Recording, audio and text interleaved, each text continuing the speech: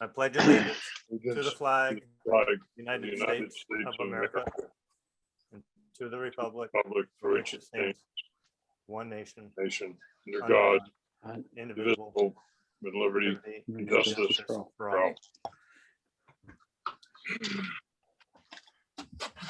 I'd like to once again welcome Congressman Peter Welch to our meeting. Peter, thank you for reaching out and asking to be on the agenda and updating us about the America Recovery Act. I know there's a lot to cover, so why don't you go ahead and jump in, Congressman, and if there's questions, we'll open it up at the end. Well, thank you very much. I want to thank you, Tim, and the entire board for giving me an opportunity to visit with you briefly about the American Rescue Package. I think you know many of the details. I actually step back for just a moment. It's hard to believe that it was a year and a month or so ago where literally everything just shut down. I remember heading out to the airport and I got a call. This was in March of a year ago, and it was a 10:30 flight, and American Airlines wanted to know if I was still planning on taking the plane back to Burlington. And they never called me. That's not anything on my radar. And I said, well, I am. And they said, well, Congressman, as soon as you get here, we're ready to go. I was the only person on the plane, literally the only person. The week before, it had been totally packed. And of course, I got home and the governor declared the state of emergency. And I just can't imagine what it was like for folks like you who have elected responsibilities. And your restaurants are closing down. The schools are in the process of closing down. The businesses are closing down. People paying rent weren't going to be able to pay that rent. I mean, the level of anxiety of economic on top of the healthcare was really, really severe. And I just want to congratulate you for the progress that you've made holding things together. Now, we had a very significant federal response, the CARES package a year ago, and then just recently, the American Rescue Package. And the argument there is that we are getting close to the end. We can see light at the end of the tunnel, but we have to continue following the governor's advice. I think he's been doing a very good job on making us all very conscious about the need to take precautions with the mask, with the social distancing. But we now are at the home stretch where the vaccines are being administered and where we're hopeful we're going to get back to normal, maybe by the 4th of July. But we do need to make certain that there's economic assistance so that we are not leaving anybody behind, at least as best we can. So the American Rescue Package has things in there that are particular to individuals, the $1,400 checks, the child care tax credit, which is $300 for a family that has a child 5 or under, and $250 a month for a family with a child up to age 17. A lot of economists think that is going to reduce childhood poverty by 50%, which is extraordinary. But there's also money in there for our state and for our communities, as you know. And this was a big debate in DC. There were those of us, myself and Patrick and Bernie, who were very much in favor of including in this rescue package money that went directly to the state and money that went directly to our communities. And we were very much in favor of having as much flexibility on the use of that money as possible. It has to be COVID related, but that's broadly defined. But the fact is that our view was that the decisions about how best to use any money that comes back to the community are much better made in the community by the folks whose responsibility it is to serve the people that elected them. And it's not something that can be micromanaged from Washington. So St. Albans is going to, as you know, receive a total of about $2 million, $1.99 million. And St. Albans town gets 1.9 million, and the Maple Run School District will receive 8.9 million. The things that you can use that for, and this will, this is actually where the challenge is really significant. How do you use that money in a way that is going to provide for the maximum benefit and long-term well-being of the people of St. Albans? And that's a really, really tough decision. And I just want to say quite candidly, is, I'm sure you like getting flexibility, but it comes with an immense amount of responsibility because your leadership is really going to be a once in a lifetime set of decisions that you're making on behalf of your town. But you can do things like help local businesses that have really been hurt. You can adjust pay if there is a situation where that seems to be, in your judgment, important. You can make up for lost revenues that are related to COVID. You can use money for water, sewer, and broadband. And I know that many towns, and I know St. Albans, very much among them, has significant capital projects that need attention. So you have time to spend this, so there's not pressure on you to spend it or lose it. You have until the end of 2024 to utilize that money, and you will receive it in 2 tranches. One 60 days from when the president signed the bill, so that'll be coming up because I think he signed it 2 or 3 weeks ago, and then a year from that you'll get the balance, half in 60 days from the signature of the bill, and then the other half a year from then. So that's what's going to happen with St. Albans. And you have been doing such an incredible job.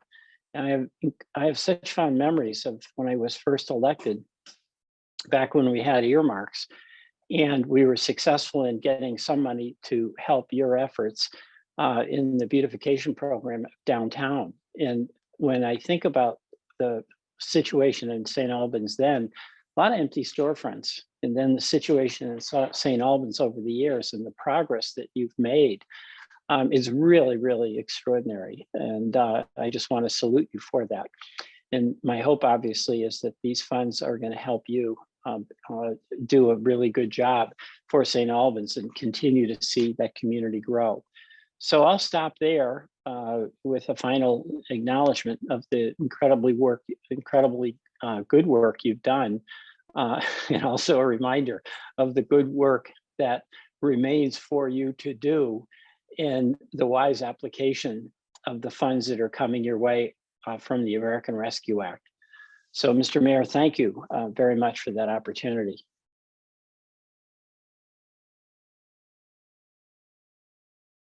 I think you're on mute, Tim. Sorry about that. Thank you for joining us. You had made a comment that I wasn't aware of.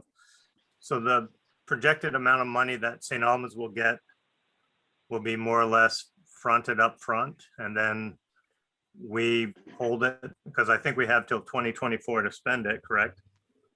That's correct. You get money within 60 days of the signing of the bill, and the balance is supposed to be distributed in a year. And you do have time until the end of 2024 for the expenditure of those funds. So we would hold them in our coffers until such time when we expend them.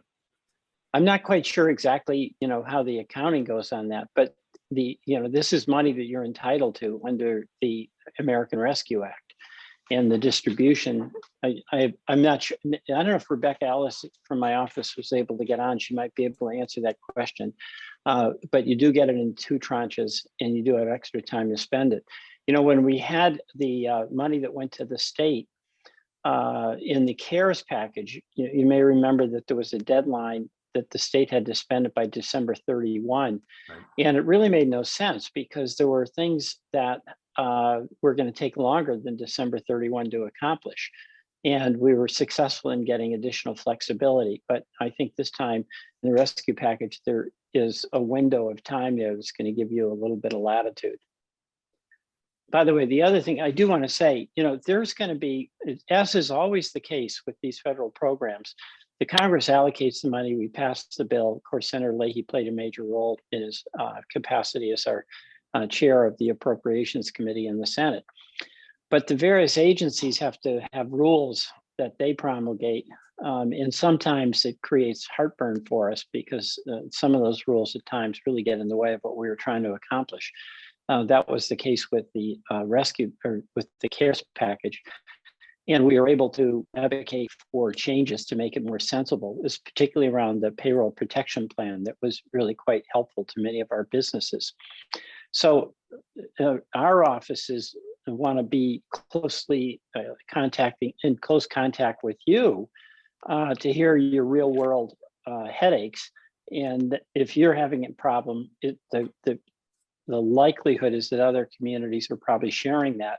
And then we will do our best to advocate for the revision of rules that are getting in the way of the wise allocation of this money. Council, does anyone have any questions or comment for Congressman Welch?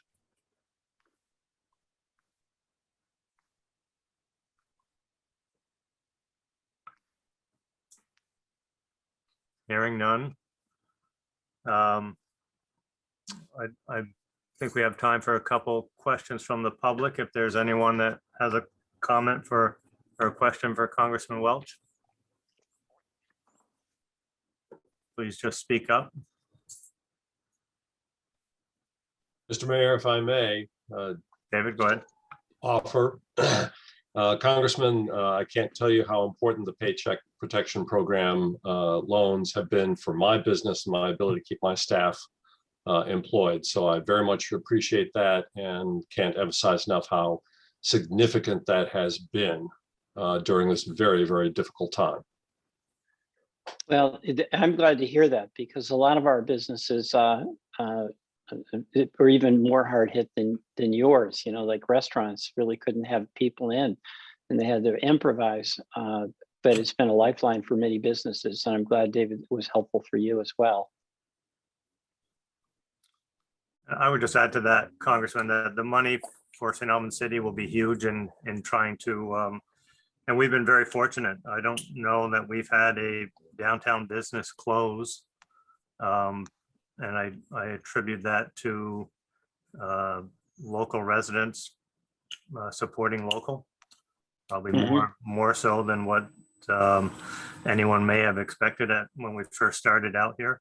So we've been very fortunate from that perspective, but at the same time, we want to help them, all the businesses in the community, round to an even higher level than where they were in 2020 or 2019. So we're excited for it. We think St. Albans City will rebound significantly, and we're looking forward to that. So on behalf of Dom, I don't know, I didn't want to leave you out. Did you have any questions, Dom? Just thanks. Thank you, Dom. So Peter, any parting comments? No, I want to, you know, I think Vermont's done really well. This has been just really brutal. I mean, this is a once in 100-year event. And, you know, when I look back, and none of us had any idea how we were going to get through this. And Vermont has done exceptionally well. It's done really well with a relatively low infection rate. And people have abided by the collective sense of solidarity we have to have. And our businesses have improvised. And, you know, I just want to again say, sometimes people say, Peter, your job is really hard. And there's a lot of conflict down here. You know, January 6th happened. All that's true. But what's really, really hard is how do you keep the lights on? How do you take care of the folks who've been working in your business, or like David and his business? And how do you hang on when you don't know how long this will go? And you have to make different arrangements and work. And you just don't know how long it'll last. And people have hung in and they've been innovative. And our local elected folks have had an immense amount of responsibility. And it's the actual making things happen, figuring out how to improvise. That's what's really, really hard. And in my observation, Vermont has figured that out. And it's one Vermont business at a time. It's one local governing board at a time, one school board at a time. So we've got a ways to go, but let's hang in there and not let our guard down until we're really safe. You're mute again. I I mute myself so you don't hear the loud motorcycles going by. Yeah, I would say we've been fortunate too with the early spring. I mean, the great Yeah. weather we've had has really jump started a lot of businesses as well coming out of the winter. So yeah. we're fortunate from that. Well, So thank you. Congressman, thank you for your time. Thank you for Thank reaching out. you. Yep, Thank I really appreciate it. Bye-bye, everybody. Keep up the good Rebecca. fight, Peter. Yeah, thank night. you. Bye. Bye-bye. So we'll move on to item number 4 on the agenda, public comment on non-agenda items. If you would use your raise the hand component on your Zoom. If we don't spot you, then go ahead and speak up. If anyone sees anyone, Chip, help me out here. We have a few on the phone, so it's difficult to. I don't Yeah. see any hands raised. Okay. One last chance. Anyone on the phone? Any public comment on any non-agenda items? Yes, this is Chris Dermy speaking. Hi, Chris Dermody. How are you? Good.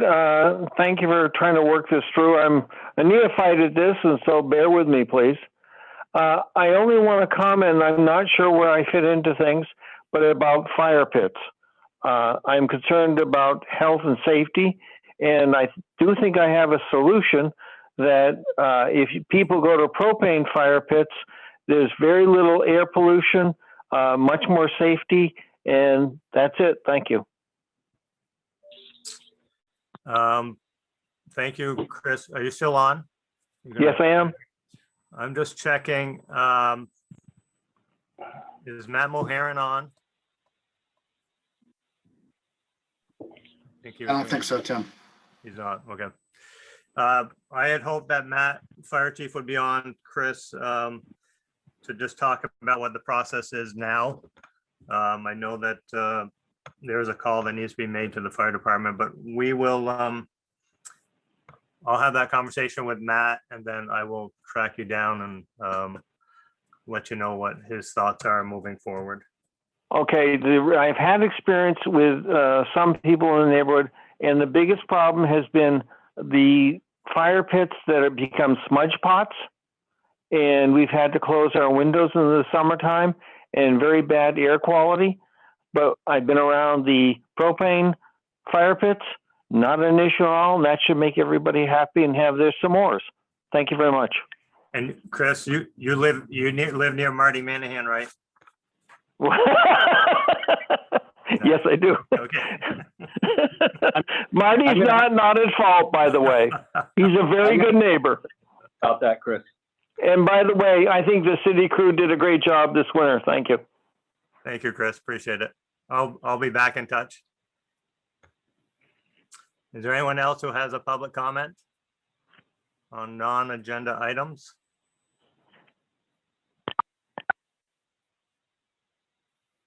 Chip, no hands, I don't see.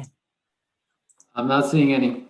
Okay, so let's move on to item number 5, which is approval of the 2021 street and sidewalk plan with Marty and Chad Spooner. So I'll Thank tee it you. up. You want me to tee You it want up me for to you, start, Marty? Chad, with the- Yeah, let me just begin real quick. So as in past years, Marty brought the sidewalk and paving projects to the Quality of Life Board, Public Safety and Quality of Life Board. And as the last 4 or 5 years, we're following the sidewalk project. So that's the sidewalks. And then the year following, whatever streets were done, we paved behind. Otherwise, where they replace curbs or had to dig up the street, it ends up deteriorating very quickly. So we've been going behind. So I didn't see a list in my packet, but it's basically many of the streets that the sidewalks were completed last year. So Marty, go ahead, take it away. Sorry. Okay, no problem, thanks. I've got the list here in front of me. I can let you know. So on paving, as you're aware, we've got a $260,000 paving budget. Our plan this year is to pave Hodges Court, Kalo Court, Bishop Street, from Church Street to Smith. And as part of Bishop Street paving, we are also replacing a manhole, sewer manhole at the corner of Bishop and Brown Avenue. Maple Street from Lake Street to Pearl. Academy Drive to tie into from Fairfield Street to the cul-de-sac where BFA has done all their work as part of their recent expansion. Oak Street from LaSalle to Pearl. Smith Street from Fairfield to Congress. Bellow Street from North Elm to the cul-de-sac. Calvary Street from North Elm to the school lot. 7th Street from Main Street to Catherine, and Maiden Lane from Bank Street to Congress. And that will take care, Maiden Lane will take care of all the work that was done there as part of the infrastructure work that was done as part of the Congress and Main project. We're also have applied for a Class 2 grant to pave Congress Street, which will be approximately $90,000, of which we're responsible for about 20%. So if we do get that grant and are able to pave all the streets that I mentioned, we should come in at around $250,000, which will leave us about a $10,000 contingency if in the event they have to use more asphalt or we end up paving a little further down the street than we had planned, than we had measured. And on sidewalks, we are in the final year of Sidewalk Bond. This is the contract number 5. And our plan this year is to do Church Street from Fairfield Street to Bank Street on the east side, as well as curbs on both sides of the street. South from Maple to Pine. Finn Avenue on the north end to connect the Finn Avenue sidewalk, wrapping around to connect to Lower Newton and putting in 2 crosswalks, one on the north end of Finn Ave and one on the north end of North Elm. Murray Drive, no curbs, just sidewalk, but that development is really in deep need of a new sidewalk. We have gone in and repaired the guardrail at the end of it, and our plan as part of this sidewalk project will be to replace all the mailboxes on the east side of that street that is on the sidewalk side, putting in new mailboxes and posts on the west side. So all the mailboxes will be on the same side of the street, and a new sidewalk there, which will help tremendously. There's a daycare down in that neighborhood as well, and that's a tough sidewalk currently to plow in the wintertime because it sits about 6 inches lower than the sidewalk. And the final street that we'll be doing a sidewalk on will be Stebbins. We'll be doing curbs and sidewalk on the south side down past the dance studio. And we have applied for a grant for Stebbins Street, and we are also hoping to do the sidewalk on Center Street as well. We've applied for a grant there. So we'll wait and see if we get a grant for one of them. We should be able to have enough money in the bond to be able to do the other one. So we're just waiting for response to the grants at this point on those 2 sidewalks. And that is it. Be happy to answer any questions. Marty, was the Murray Drive one the pavement sidewalk that was about 20 inches wide? Is that the one? Yes. Yeah, exactly. Okay. Marty, And maybe there's you or Dom. Sorry. Go ahead, Jim. No, I'm sorry. Actually, two manholes at the end of that street that are in the sidewalk, and we rebuilt one, and the sidewalk will be poured around that one. And the one on the very end, we're going to bring the sidewalk off just before it, so we won't have to have that redone or anything. Okay. Jim, you had a question? Yeah, I was just, maybe Marty or Don can answer this, but what's the timeline now for the Federal Street project from Newton to which desperately needs sidewalks? And I know it's going to be part of the whole process with the street and everything, but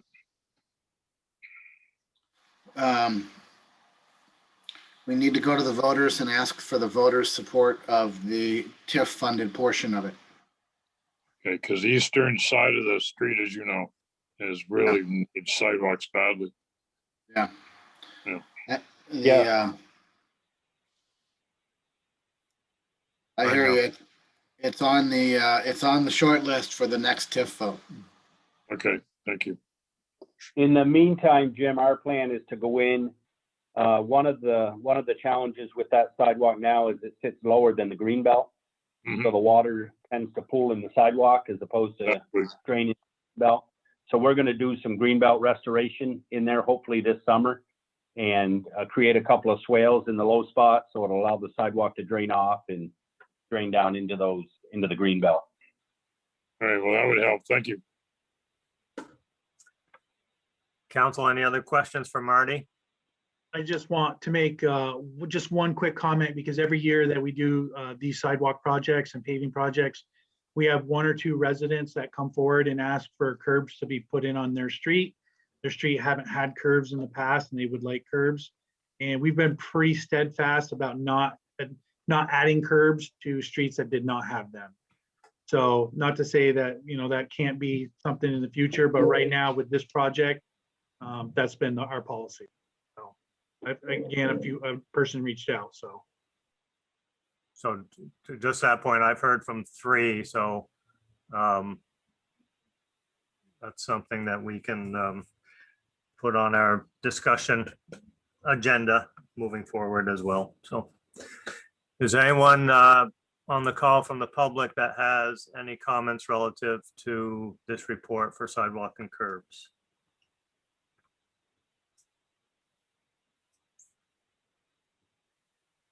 Hearing none, I would entertain a motion from the council to approve the report as presented.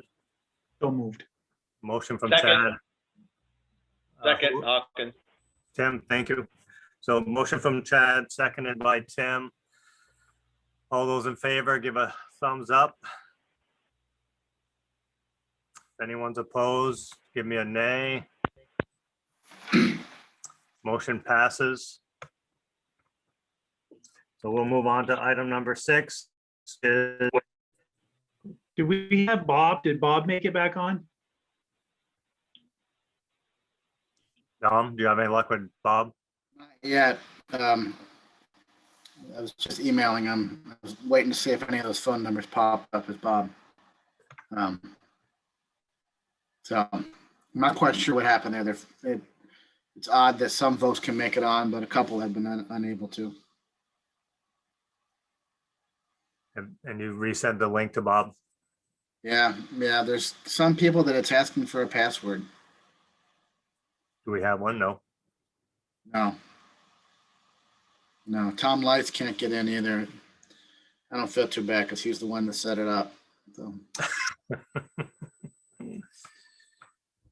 Sometimes if people have not logged into their own account, they then can't get into something. So you might encourage them to try logging into a Zoom account under their own name before they click the link. That's David White's tech support. I was gonna say, that's our new tech support guy. He's only part-time though. And his advice is worth about what you pay for it. So we'll have Chip, if maybe while Dom and David take over the next item, maybe you can try to reach out to Bob and try to help him out if you could. Tim, it's Tim Hawkins here. I have another email for Bob that we use as attorneys, and I just emailed him some stuff to see if he's gonna get it. Okay, thank you, Tim. Yep. Chip, are you gonna say something? But yeah, we emailed him the link. We don't really, I'm not able to find any background on this issue. Okay. So we're doing everything we can. It's a terrible, terrible way to treat a new council person, but It's hazing, really, I think. I just jumped off and called Bob on his landline. He's going to call in. Okay. He thinks he's got the number to call in. Thank you, Mike. Okay, item number 6, consider approval of TIF substantial change application. So you have a information sheet in your packet. So I'm going to turn it over to Dominic and David White. David, thank you for joining us tonight, and thank you for your technical support. I'm going to bookend this with David in the middle. the substantial change, that process has morphed a lot over recent years.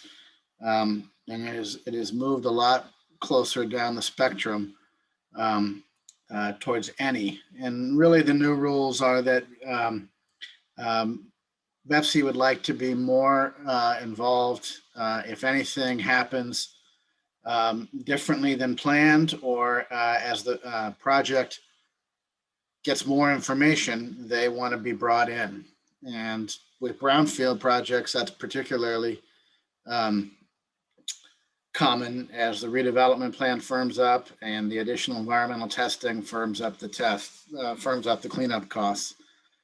In our case, notwithstanding that, at one point our debt ceiling voter approved was 42 million. And based on the projects that were at hand, about 5 years into it, it was reduced to 23 million.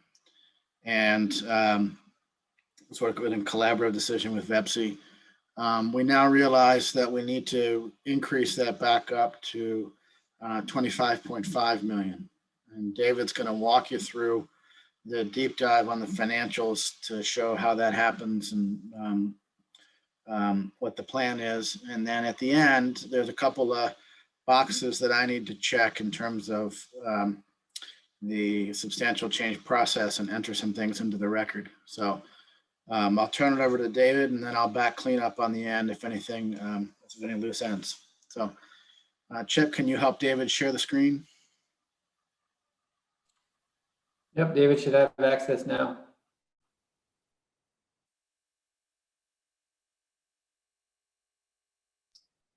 Of course, I need to unmute so you can hear me. Can people see my screen? Yes. Great.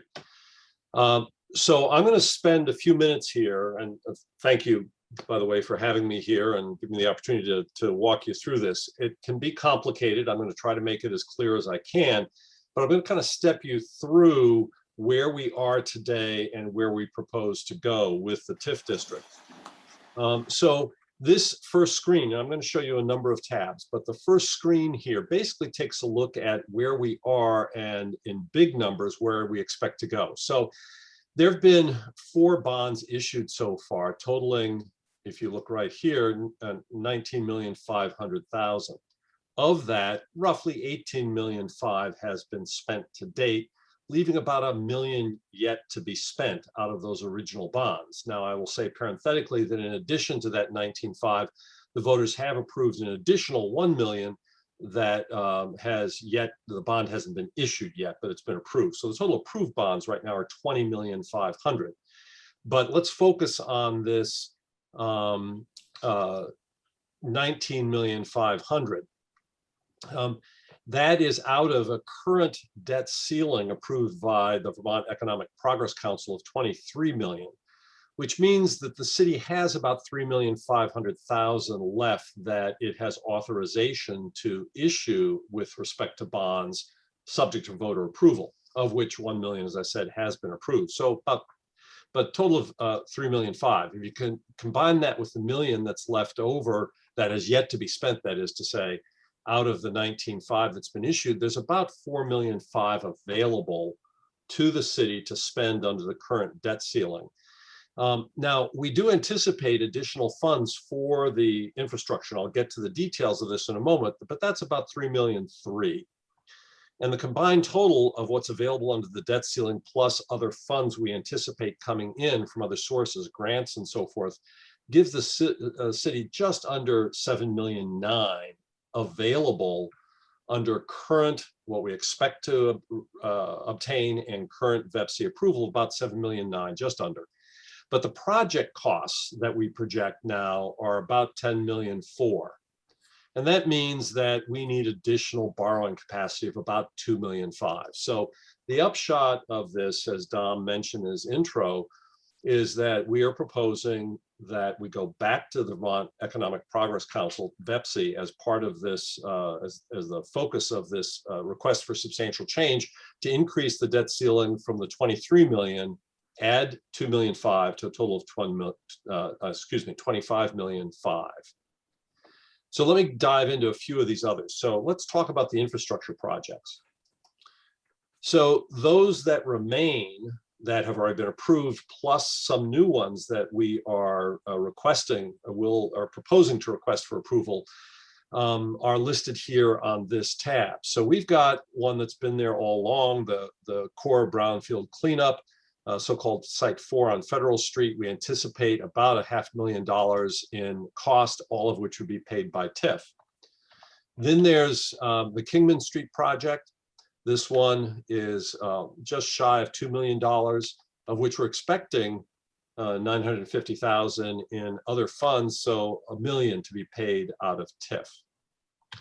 Now, Fonda, as so often happens with these brownfield cleanup projects, when you get into them over time, is you find that things get a little bit more expensive, a little bit more complicated than you anticipated. So while there's already a $1 million bond issued, we're looking at doing considerably more on that site. And we are anticipating a total cost of about $3.5 million, of which we think about $500,000 from other funds, leaving about $3 million to be paid out of TIF.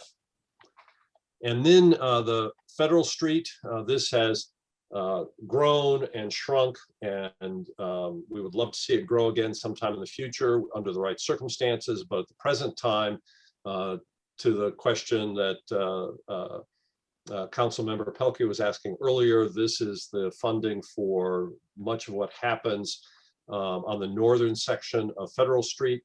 We're anticipating costs of about $1,750,000, with about $1 million to be paid by TIF. That still needs voter approval, and other funds about $750,000.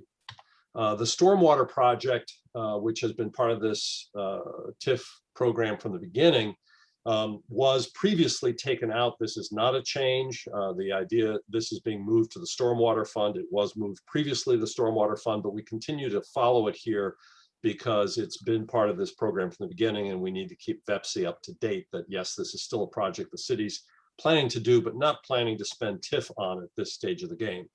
Now, new projects include two that at this point are confidential, but where we think there's very real possibility of moving forward with these projects. Both of them involve our downtown in the TIF district. Both of them involve brownfield cleanup.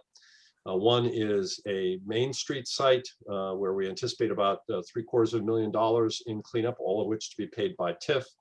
The second one is on Federal Street. We expect about $300,000 in brownfields cleanup. And then, of course, there is one that we've carried from the beginning, the Taylor Park improvements at 515. So that's a little over $7 million in terms of additional TIF funding that we're looking for, some of which is already approved. Again, all but $2.5 million is already authorized by VEPSI, but we have yet to issue the bonds.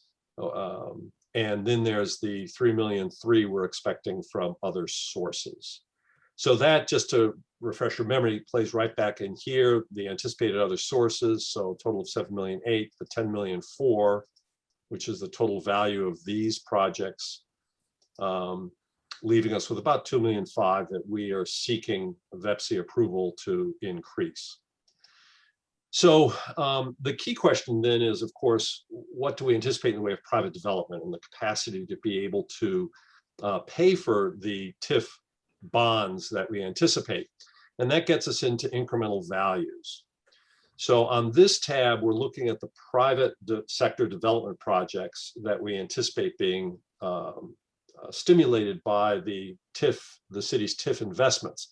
The top section here are the current projects that are underway or completed. And in fact, almost all of these, the Congress in Maine, Maiden Lane, market rate housing, the CHT project at 20 Congress Street, the Studio Arts project, 195 Federal, the DFA Co-op receiving building, all of those are all but completed or very close to being completed. And so they're real. These are not speculative. We are not 100% sure of what the incremental values would be. Not all the assessments have been completed, but nonetheless, these are our current projections in terms of what assessed values may be, less the original taxable value, leaving the incremental value here in the green column. And then there's the public safety building as well that we anticipate coming on board in another year. But all of the ones above the public safety building we think we anticipate being part of FY 2022, commencing July 1st of this year. But the combined total of these projects that are real projects, not speculative, is a little over 15 million that we anticipate in the way of incremental additional value. So with regard to the future project to be stimulated by the additional TIF infrastructure projects, there are the three core brownfield cleanup projects, Site 4, 5, and 6. And then there's Fonda. There's both the Genesee, Wyoming project that you are certainly well aware of on so-called Lot 3, and then also lots 1 and 2. And I will say relative to lots 1 and 2 that we have a range of opportunities that we're pursuing on that. We have chosen for our purposes today to focus more on kind of the conservatively on the assumption that if nothing else comes together, that we will at least do light industrial type development on that site. And we anticipate that that will be worth it about $5 million. So we're anticipating if you add those projects together, those 5 projects, well, 4 if you look at Fonda as a single project, totaling just under $13 million of additional increment in terms of our current best estimates. So that between what it really is not speculative at all, the 15 million plus the 13 million we're still projecting, we're looking at adding about $28 million to the grand list within the TIF district over the next several years. So what does that do in the way of cash flow? Let's go to that tab. Now, one of the challenges that we face in doing cash flow is that VEPC has informed us as a matter of policy that they're not willing to allow us to include any kind of projection of increasing tax rates, even accounting for inflation. And we all know that inflation alone, even if you don't actually increase any services or costs, inflation alone, in fact, requires you, the costs do go up and it requires you to increase tax rates unless under extraordinary circumstances where there's a lot of growth in the district outside. We arguably believe, not just arguably, we do believe that it would be fair and conservative to include a 1.5% rate increase here annually for both municipal and education, because historically, if you look back over time, both the municipal and education tax rates have averaged more than that. Nonetheless, VEPC is saying we can't do that. And that does put some strictures on what we can do. But if you look at the cash flow, I'll walk you through very quickly. This looks at over time, and it starts back at the beginning of the TIF district and takes us right up through to the current, these are fiscal years, 2021. You may recall we established a sinking fund or capital reserve fund. And as we anticipated in the early years, not enough increment to cover all the debt service, but this is what we anticipate to be kind of the turnaround year and begin to grow over time. And now we do pick up some new debt service as a result of what we're proposing to do. So there's a little bit of variation here. But nonetheless, we anticipate that the TIF service fund balance will be more positive throughout the rest of its history. And that in 2033, which is this tan line, that there will still be about $5 million in debt balance remaining. That's the reason why I've highlighted is that's the final year, fiscal year, during which the city can retain the education tax rate, the education taxes, that is to say. And subsequent to that, you can still retain the municipal incremental taxes. So that becomes a key year in terms of our presentation to VEPC. And at that time, we're looking at about $5 million in remaining balance on the bonds. With just shy of $1 million, we anticipate positive balance in the debt TIF fund balance, so that those funds are still remain available. That roughly 990,000 remains available to pay off this remaining debt, along with then the municipal increment. So this is the column over here, column B, that shows the annual incremental taxes. This is the combination of municipal and education, right up through 2033, and then the education drops out, which is why in 2034 you see $1.1 million disappear, and we have only 772. But nonetheless, starting in the following year. In the first year, it's not quite enough. In the following year, it's more than what the actual debt service is. So the 772 compared to the 559 is the debt service in that year that we anticipate. So as you go forward from 2035 on, while I'm showing a positive balance here, you don't need to actually necessarily keep those funds in the TIF balance. You simply pay your debt service out of the increment, and whatever surplus there is will be available to municipality to use on other purposes. So that's a lot of information I've thrown at you. I think I've covered everything. I will just show you very quickly that if we do what I think is real, which is that the tax rates will increase by at least 1.5% annually over the foreseeable future, you'll see that it changes dramatically. Instead of having just shy of $1 million surplus or positive balance, that is to say, not surplus, in the TIF fund in 2033, compared to the $5 million balance owed, we would have about $3 million. And I think this is actually a more realistic projection of what will actually occur, in my considered opinion. And so with respect to you understanding what we think will happen, I think this is more real. Nonetheless, VEPC is requiring us to make this extraordinarily conservative assumption that there will be no increases in taxes whatsoever over the next 10, 15 years, whatever that time period is, 12 years. And it results in showing this. Nonetheless, it's positive, and we are optimistic that VEPC will approve it. So that's a quick, probably more than you could all absorb at one time. Dom, anything you want to correct or add to that? Not at this point. I want to take some questions, and then we'll get past that and enter a few more, check a few more boxes. Great.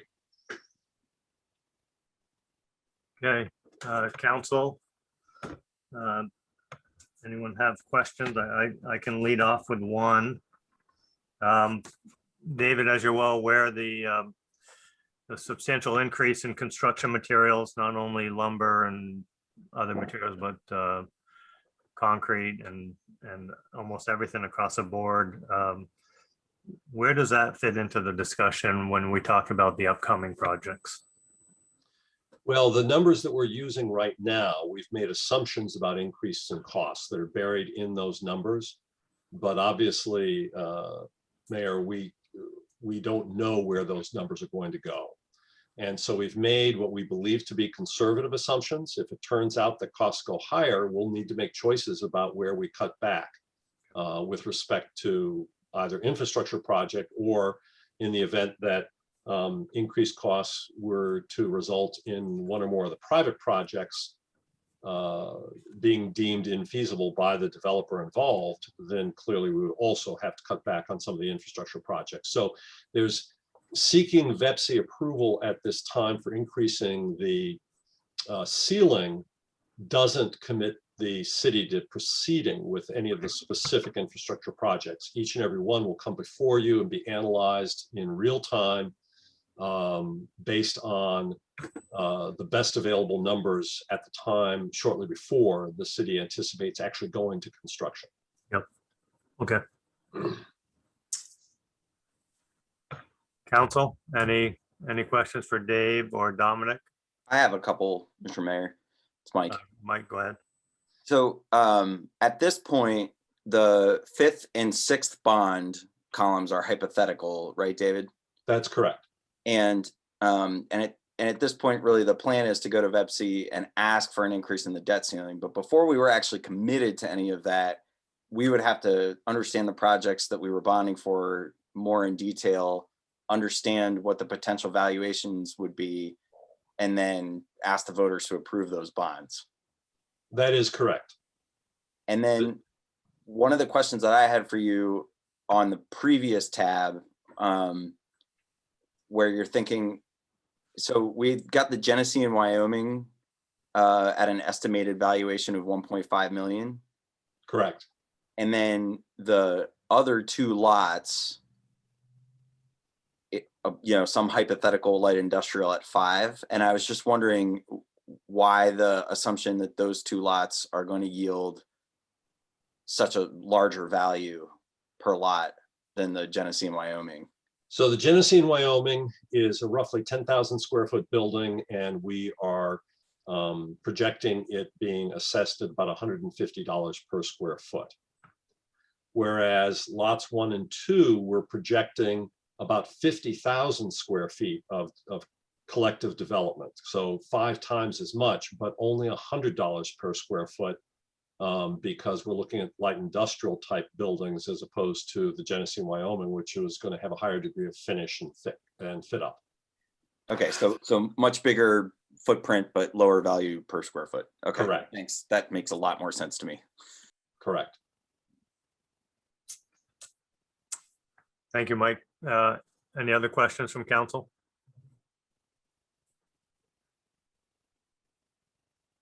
Dom, do you want to wrap it up? Yes.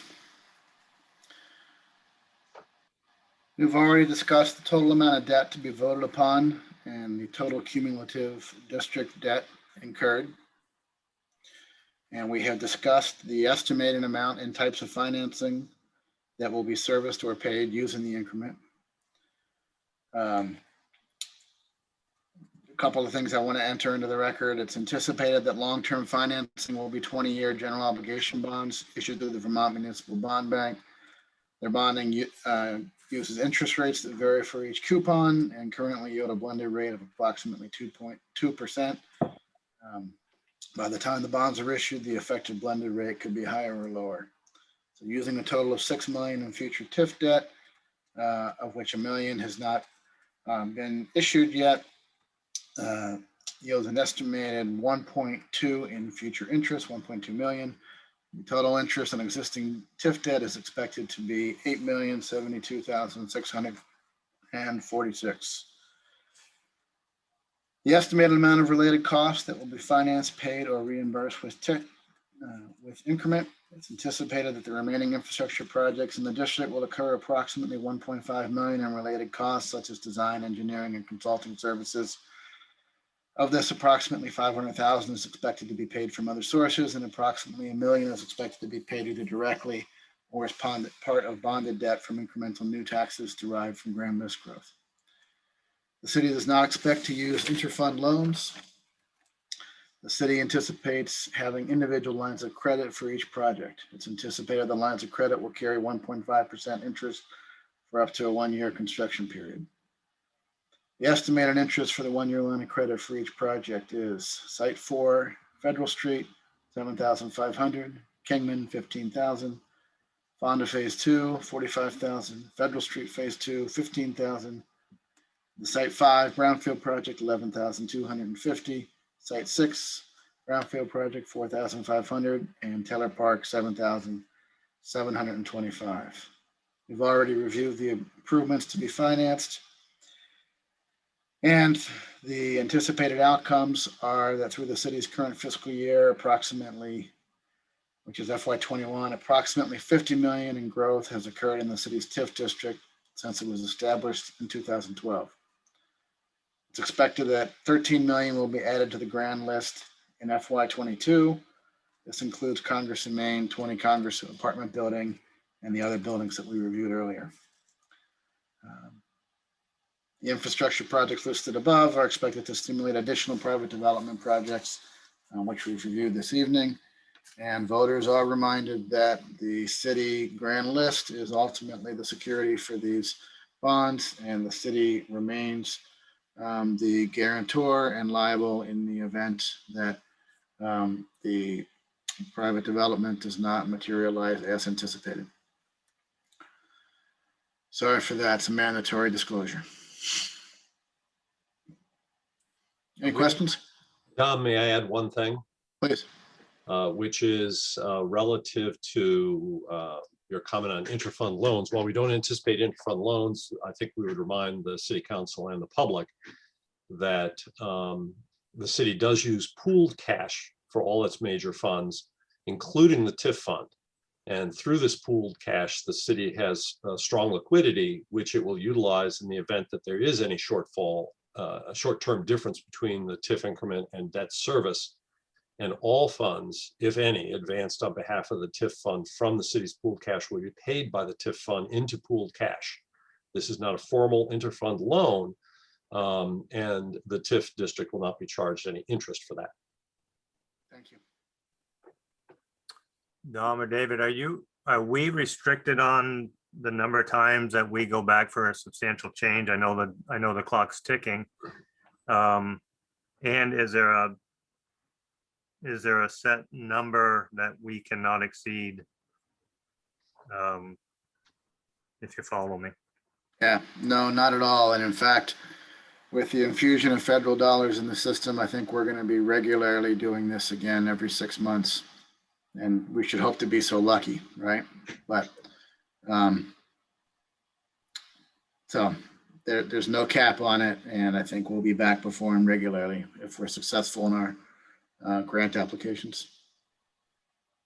Yes. Council, any questions from anyone? Okay, any questions from the general public? Just ask that you speak up if you have a question. Okay, hearing none. We would need to entertain a motion for the approval of the substantial change application. So moved. Second. Who was that? I'm sorry. Chad and Tim. Chad and Tim, thank you. Do we have any other further questions for David or Dom? Any comments? Hearing none, I put the motion to a vote. All those in favor of the approval, give it a thumbs up. Anyone not approving, give it a thumbs down or give me a nay, so if we miss you. Motion passes. Thank you all. David, thank you for joining us. Thank you. And have a good evening. Thank you. You too. Thank you. Thanks, David. Thank you, Dom. So we're moving on to the TIF annual report with Chip. David, you might want to stay on, I'm guessing, but. Thank you. Yep, give me a moment to just get that opened up. The city council was presented with our annual report back in, I think it was January or February. It's something we have to do on a yearly basis to present to the council. Council doesn't have to take action. However, we had some subsequent discussions with VEPC about how some of the data was shown in the report. And actually, the memo for this was written by Tom. So Tom, if you give the explanation while I share the screen, or I can just continue on. It's up to you. I can give the quick explanation. Within our grand list system, there are two reports that we used for the TIF. One was built specifically by the vendor for TIF districts. We used that for the annual report, and it had an error in it that was known to everyone.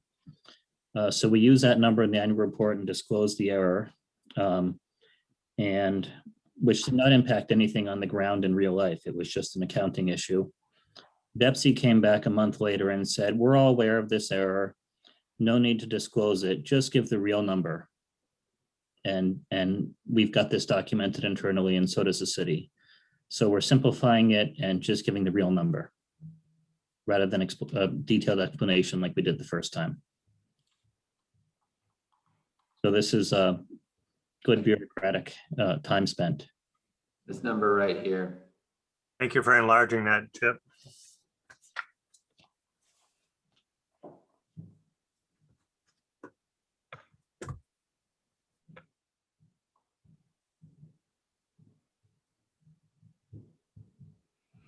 And that's about it. If there aren't any questions, this is just a presentation to the city council to say that we did it when we later certified this revised report.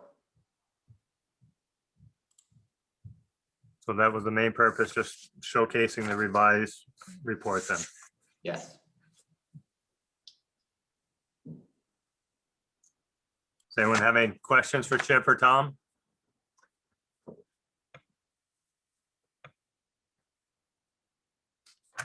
Hearing none, well, thank you for that update. Chip and Tom. We'll now move on to item number 8. Joining us is Jack Nickel to touch on the cannabis proposal. Jack, are you up and ready to go? I think so, guys. Can you hear me? You can. And Perfect. let me say in person, sorry about the passing of your dad. Oh, thank you. I appreciate you saying that, Tim. Never easy. Nope, never is.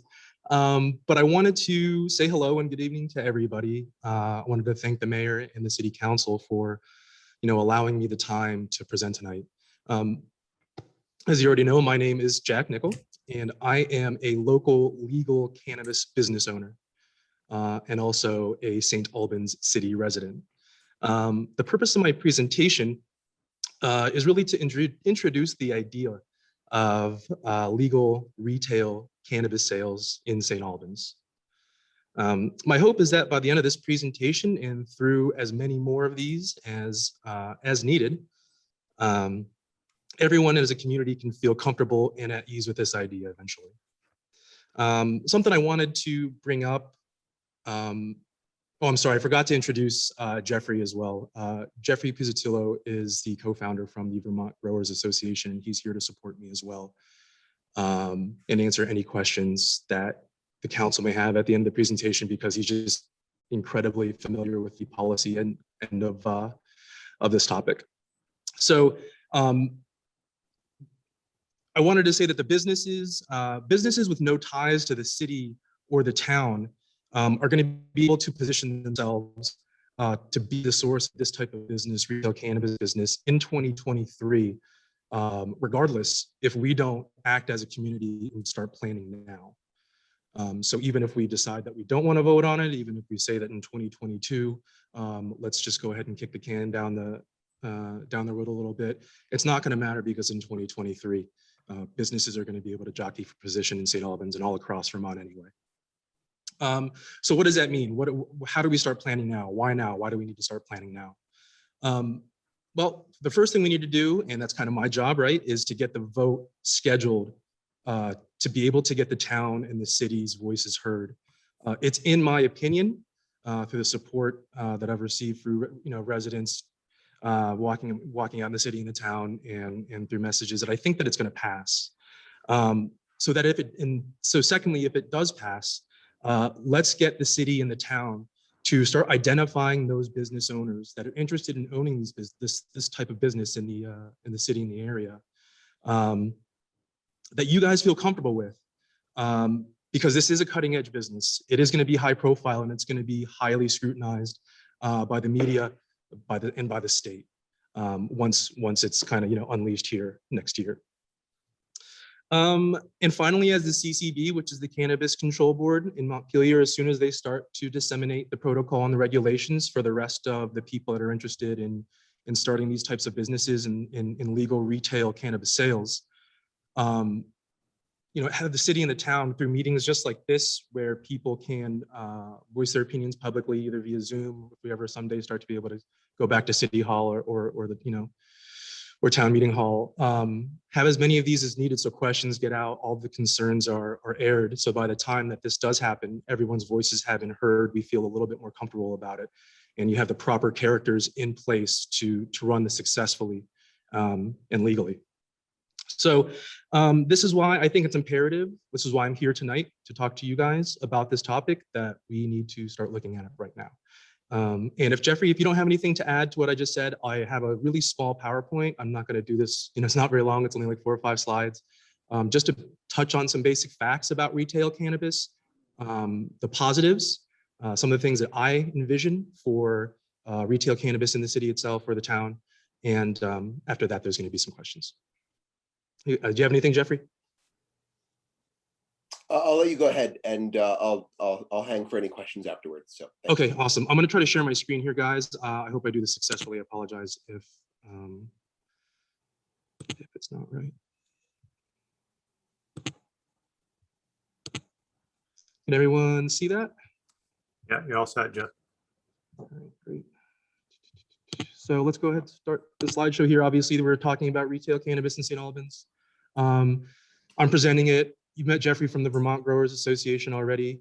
We also have support from the Vermont Cannabis Nurses Association, which you'll see I've cited a couple facts from a study that the Vice President, Jesse Lynn Dolan, was nice enough to share with me. And it's on the opioid crisis, and something that I think that everyone in the town and the community is very sensitive to. So I don't want to insult anybody's intelligence. I don't know how familiar everyone is with the legal cannabis industry, so I'm just going to kind of go kind of basic here and go from there. So what is a dispensary? What is a retail cannabis store? As you can see in the picture there, that's an example of one. It is not necessarily, some dark, seedy establishment where illicit things are happening. It's not true at all, especially not in established markets out west. It's a legal, safe, and knowledgeable place where people can come buy cannabis flower and process cannabis products. So it's not just things that you can smoke. Some people like to use cannabis for medicinal value or recreationally, but don't like to smoke it. And there are other products where people can eat it, as well as other things. It's also a highly regulated establishment that's responsible for the legal sales of a controlled substance, right? Just like a liquor store. It really is no different from that with respect to, I don't know, the weight of the product. Obviously, cannabis is a much later in time legalized substance, as we're just getting into that now. And also, this is also a place where consumers and people can feel comfortable walking into with an absolutely no knowledge of cannabis whatsoever or its products. Talk to somebody behind the desk, get professional and educated views on what they should and should be doing with these products. So that way, whatever they purchase isn't going to, obviously dissatisfy them or make them sick. So yeah, that is what, in essence, the retail cannabis store is. Let's see here. So the next slide is, well, then why does St. Albans even want one of those in its town? And there's a whole bunch of different reasons. The biggest reason, the easiest one that I can think of right off the top, is obviously the sales tax that's going to be applied to every sale. There's going to be 21%, especially in St. Albans, because we have the local option tax. So 30% of that 14% excise tax is already earmarked for prevention, drug prevention programs in the state, as well as 6%. The 6% sales tax has been earmarked already for the state's education fund and universal after-school programs. So I think that if anyone's not familiar with what people out west, the states out west, like Colorado, have been doing with their money and how much has been going to the education funds and stuff, I highly encourage you to take a look, because a lot of money has been going to it. Another real obvious one is that it draws shoppers and tourists to the city and the town. Downtown area is, I first saw St. Albans, I think Congressman Welch said, a while ago downtown, and I first time I saw it in 2009. That's a big difference from where it is now in 2021. Beautiful buildings, restaurants, high-end boutiques now, high-end grocery stores. Having a legal retail cannabis store, it will not be a blemish on all the hard work that the town and the city has put into drawing people to St. Albans. It's actually going to be a boon. It's going to be a positive. It's going to draw more people. Property values are going to increase about 7.7% for homes within a half mile of the store. Crime goes down. As you can see, dispensaries in neighborhoods lead to roughly a 19% decline in crime rates. And something that I think a lot of people don't think about with retail cannabis, legal retail cannabis, and why it would help people so much, at least locally, is the fact that a lot of people don't feel comfortable becoming part of the state system to get a medical card out of shame and fear.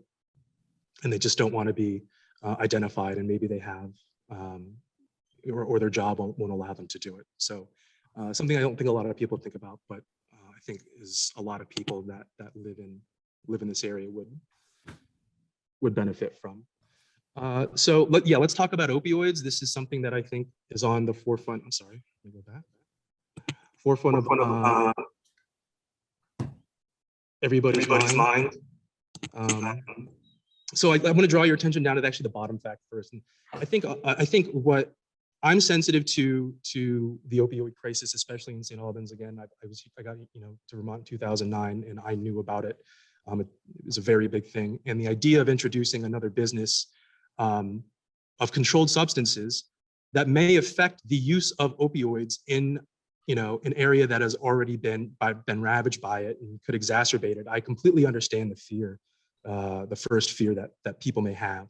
And you're right, it is going to affect opioid use in the area, but not the way you think. It's actually going to be a positive, okay? So the idea that marijuana in and of itself is a gateway drug, the DEA themselves have actually updated their publications about the gateway drug theory. This was a couple of years ago. They've removed that. So the idea that a cannabis store here in the area is actually going to make it worse by marijuana being a gateway drug. Even the DEA here has taken that down. And Jessie Lynn Dolan, who is the VP of the Vermont Cannabis Nurse Association, wrote a great blog talking about the positive effect of cannabis use and the effect that it has on opioid deaths. So some pretty high profile institutions like Yale and UC Davis did a study on this, and they found that in fact, the more dispensaries that a county had, the fewer opioid deaths they actually suffered. So they looked at about 112 different counties, 23 different states, combined all that data, and they found that it actually had about a 17% reduction in opioid deaths. It even goes up more and more with more stores being in that area as well. So like I said, I know this is a very hot topic. It's very important, and it's on the forefront of a lot of people's minds. But I also wanted to present some data and some facts to that point, so that it would actually help us along and help people feel more comfortable about it. So the original idea of this presentation was I was asked about my vision of what retail cannabis looks like in St. Albans. As you can see here, this is kind of another run-of-the-mill store that you can expect to find. On the nice side, it's clean. It has its products displayed. It's a nice establishment. People feel safe and comfortable and warm going in there. They don't have to feel like they have to shrug their shoulders as they're walking out. But the business itself is more than just a store. It's more than just a 9-to-5 where people come in, buy products, and take them home. Really, the idea is, because this is the first of its kind, I know how highly scrutinized that and visible a store like this is going to be in the area. So that it's, in my opinion, that it has to be better than just a regular business. The person that's running it, the person that owns it, has to feel obligated to do more than just operate a business, because of the stigma that's attached to cannabis in and of itself from the very beginning. So things like doing positive community engagement through sponsorships of sports teams, doing classes in-house from growing to cooking with cannabis. The possibilities are endless as far as that's concerned. But also doing some progressive things like reaching out to the high school, talking to students about the dangers of cannabis abuse, just like any other abuse of any other regulated substance. Let's be honest about it. Let's be upfront with kids, and like I said, let's be a positive influence in the community, not just some store that people here are ashamed of and want to put in the back corner where nobody can see it. So that's actually the slideshow. I'm sorry if I went really fast through that. I wanted to leave time for questions. So I'm going to do that, and then ask if Jeffrey has anything really quickly here before.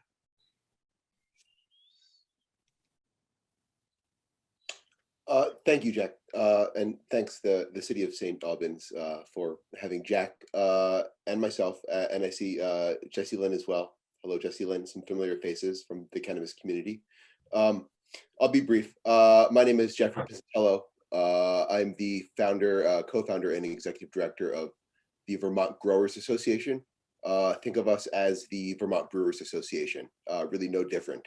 Back in the 1990s, when they were working to develop a craft beer marketplace, that's very much where we are right now. So I really don't have too much to add. Jack hit on all of the great points. Property value generally goes up. Crime rate generally goes down. Opioid harms generally go down. youth cannabis use either is flat or in some states declines. We know this now. Colorado implemented adult sales about 7 years ago, 8 years ago. So we are almost a decade in. There are great numbers out there, and Jack highlighted them, some of them. And I implore you guys to please review his stats in that slideshow. I will say this, being the trade association for the cannabis professionals in the state, you guys have the next 14th star in your community right now. There are people, individuals, tax-paying residents growing and selling cannabis. We want to bring that talent above board. And I'll say it's very much off to the races right now. I'm sure many of you had heard the headlines over the past week. New York State just passed this. So when they go, many other states are going, and Virginia recently went. Connecticut is about to go. So in the Northeast specifically, it's off to the races. And in Vermont specifically, it's off to the races. And what I mean by that is, if you guys recall town meeting day this past year, just under 30 towns opted in for retail sales. And a couple others, I believe, opted in and warned a special meeting, Jamaica, Waitsfield, John. So we're about 30, maybe a little over 30 towns right now that have approved retail sales for the adult use market. Those are the towns that will have that head start. So we would like to have Albans in that pool. We know that there's talent and purpose for this in your area. And I wanted to be brief, and thank you. I'll take questions if you guys have any questions about either the law itself, Act 164, or anything that Jack brought up. Thanks. Thank you, Jeffrey. Open it up for questions for the council. I just got a quick question, Tim. So I don't know the procedure on how to get to open a store in a city. We grant liquor and tobacco licenses. My guess is we're not going to do that with cannabis. So what is the procedure to come to a town? Do you have to have it put before the voters in order to open a retail store in the city? Because most businesses don't do that. They just open the store and then then they're kind of doing business. Jeffrey, if you want to hold your comment, Dom, you had done some homework on this. Can you share that? You definitely need a citywide vote as the first step.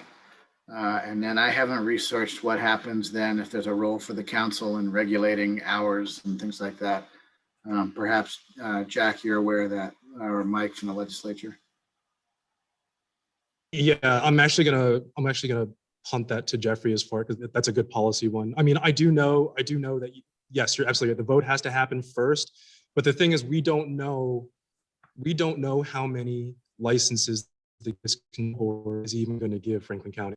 If I was a betting man, I'm probably going to say, like, let me localize this a little bit more. I don't know how many licenses the CCB is going to give St. Albans. If I was a betting man, I would say one. I'm not on the board. I don't know how many plan on giving out, but I feel like if I was looking at a map, looking at our population, I feel like probably it's kind of why I'm pushing now in 2021 to get this approved and to go, basically so that we have the time before 2022 rolls around and we're able to open up the doors legally. There was enough time between the business owner, and most importantly, the community, right? All talking about what's going to happen instead of rushing this next year or the year after. So Jack, you're saying St. Albans would get one. You think your guess is we get one. Then yeah. Swanton will get one. St. Albans Town could get. Is that what? Yeah, I think so. I mean, the Cannabis Control Board was literally just picked like 2 weeks ago. So as soon as they start handing out rules and regulations for us to actually gnaw on and start to follow, I'll be a lot more accurate in giving you guys information as you ask me. But I am working under the presumption as a business owner and someone who has an interest in this, obviously in the city and the town, And also, with interest in the town, with my kids, they go to school, they're gonna be going to school there. Why I'm coming to you and doing this. Yeah. So Jack, I think early on, correct me if I'm wrong, but you had, I think, implied that you had concerns about big business getting that license. Can you touch on that a little bit? Yeah, I absolutely can. So I feel like with certain different types of commodities, in a town or in a city, if you want to own a business, it really doesn't matter where you're from. I feel like with liquor and definitely with cannabis, having someone who is living in the city or the town, someone who has interests and things at stake for things to go right in the city and the town, probably. And again, I'm not trying to put words in your guys' mouth, but I feel like you would want someone who lived here, who paid taxes here, has interests here. This is the type of business. There's a lot of good, like that I touched upon just in that slideshow, but there can also be some bad, right? Where St. Albans is a growing, fast growing community. I know because I moved up to St. Albans from living in Burlington, and other business owners are going to see that as well. They're going to see how close St. Albans is to the border. They're going to see how many Canadians stop at the gas station to fill up on gas, grab beer, do shopping before they head down to Burlington, to do whatever they do, during the day or whatever. There's a big opportunity in St. Albans as it grows, and also geographically, for that business to be pretty successful. I just feel like it's in the best interest of the city and the town to make sure that the person that they entrust, and I do feel like it's a responsibility to, is the correct one, and not someone who's here literally to make money as fast as possible, cut and run with no care about what happens to where it's located, how close it is to a school, so on and so forth, and all those things. So can I ask you one more clarifying question? And that is, let's just a general assumption is, let's say we don't go to a vote at all. Yeah. Just across. So in 2023, you're saying that if you don't vote, every town would be eligible that they don't vote. Yeah, correct? It's going to happen anyway. You're right. But if you do vote, and let's say it gets turned down, then it can't happen. Is that how I understand that? Go ahead, Michael. Yeah, so that's assuming that the legislature doesn't continue to keep the local opt-in in effect. So the way it's set up right now is, I wanted to jump in and answer Chad's earlier question, which is that under Act 164, if you opt in and there's an affirmative vote, and then you get a retail licensee in your municipality that sets up shop, in advance of that, you can set up a local cannabis control commission, similar to our local liquor control board. It's modeled on that. And, we have a lot of latitude to make limitations on where it can be located and what the establishment needs to do. So it's really modeled after our liquor control scenario that we have now. But my understanding is a little different from Jack's. I think the reality is that the state is not going to force municipalities to just allow retail cannabis operations anywhere in a municipality. It's not just going to be a free for all. Wait, hold on, sorry, Mike. Free for all. This is Tim Hawkins. Will we have less control if we wait and someone comes in under the act, rather than us allowing someone to come in and then we have a control board to oversee it? We lose control if we wait? What I would say is, like, my personal opinion, and I can let Jeffrey and Jack talk about this as well, but I think if we wanted to encourage local business as opposed to someone with a lot of corporate resources, that could mobilize quickly if we decided to opt in later, that we'd be better positioned to take the next year plus before retail sales can actually happen, put it to the voters, establish our own policies in a calm, ordered manner, and think about, what kind of operation we want to have and where we would allow it. And if we need zoning updates, we could take our time and not have the pressure of, a potential policy question in 2023. I think there's also the fact that if there's retail outlets in neighboring towns and not here, what problem are we solving by not allowing that establishment here? And the other thing I want to say, just to look back at the big picture that underlies why I voted for S54 that became Act 164 when I was in last biennium, is that we know that people are buying and using cannabis, but all of those folks, the talented folks that Jeffrey talked about, and some of them who are not so scrupulous and talented, they're operating on the black market right now. And I would much prefer that we bring this, black and gray market into the light and have, a regulated, safe operation here. And I don't know if that's the right thing for our community, but it's probably better to put it to the voters than to just wait and see what happens. And we don't have to do it next month, something that we should do in the next year. So that's my question, Mike. I can't remember when elections were, but we don't have another election this year, do we? No. Our next election is March 2022. Well, November. So this, if we did that this year, that would have to be a special election. Unless you did it, can it be done in November? I don't think there's anything in November. No, there's no election November this year. It's the odd year. Okay. Special election, you wouldn't get many voters, I don't think. Council, anyone else have questions for Jeffrey or Jack? I just have one quick question. I'm back on the screen. I was off for a while.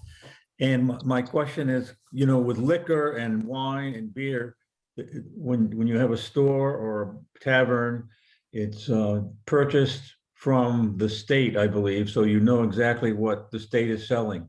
What about cannabis? Is there going to be a regulation, or is it anticipated that there might be some controls as to the source of the cannabis and the strength and things of that nature, so that people would know exactly the strength of the product that they might be getting? Right. So to answer your question, yes. There's not going to just be a singular retail license that's going to be given out by the CCB. There are also going to be growing licenses. There's going to be processing licenses as well as delivery licenses. All of that stuff is going to be regulated. And I'm sure that Vermont, and Jeffrey can back me up if I'm wrong, but I'm sure Vermont is going to be very, very on top of making sure that anything that any licensee grows THC wise for sale here in the state will be tested by one of the many labs that are already present doing that right now. Jack, I don't want to cut you short, but we've got a long agenda. Of course, I understand. Yeah, no, I just thank you for the opportunity. Just a quick question. I know you're gathering signatures. Where are you at on that?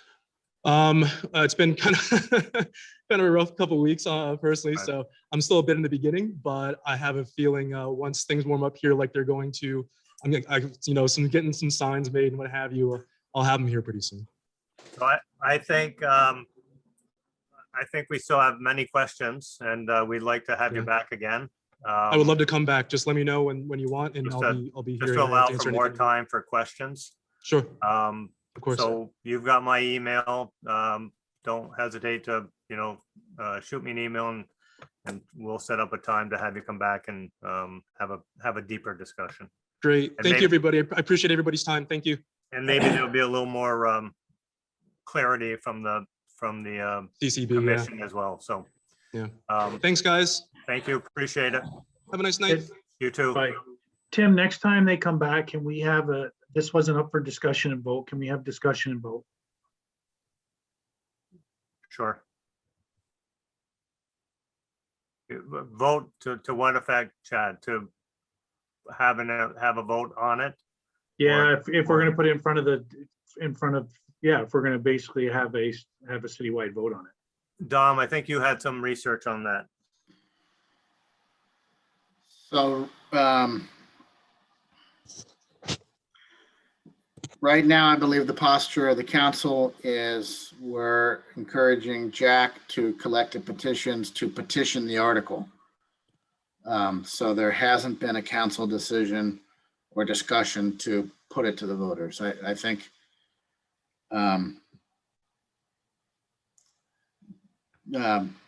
Chad, I think it's too early to warn something for discussion and vote, right? Unless you're trying to apply some advocacy that we go in a particular direction, but you know, the council could warn it on its own. The council could follow the petition.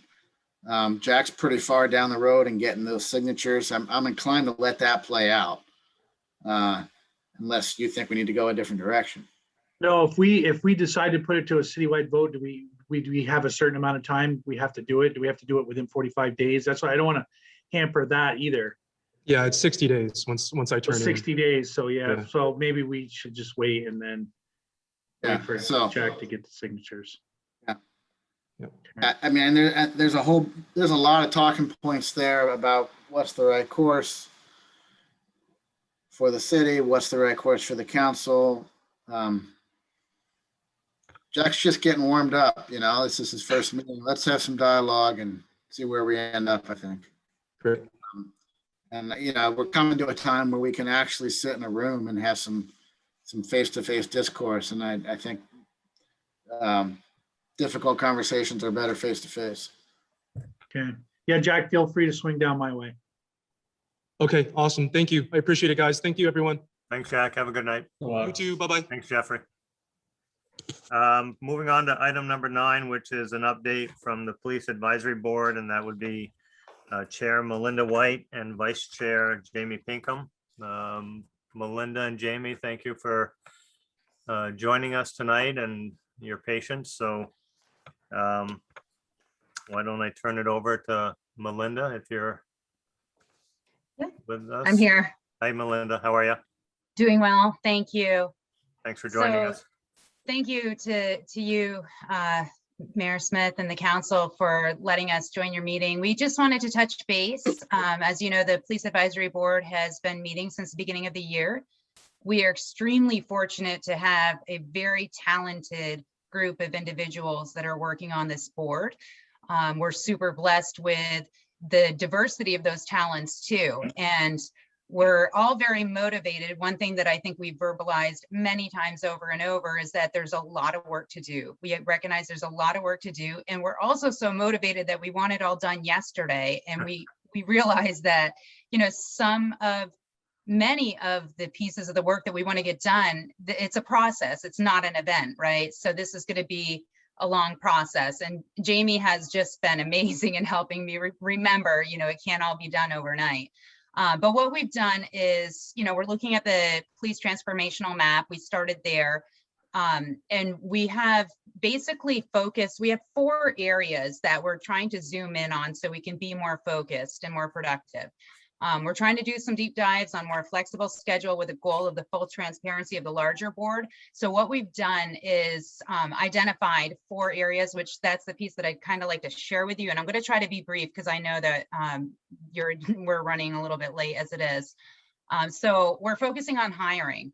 And we're responsible for having one person off, or I shouldn't say hiring, but being part of that process. And we're responsible for having one person off the Police Advisory Board to attend the oral board portion of the hiring process for the St. Albans Police Department, and to assist in identifying an additional group member to sit in on the hiring oral boards as they come up in the future.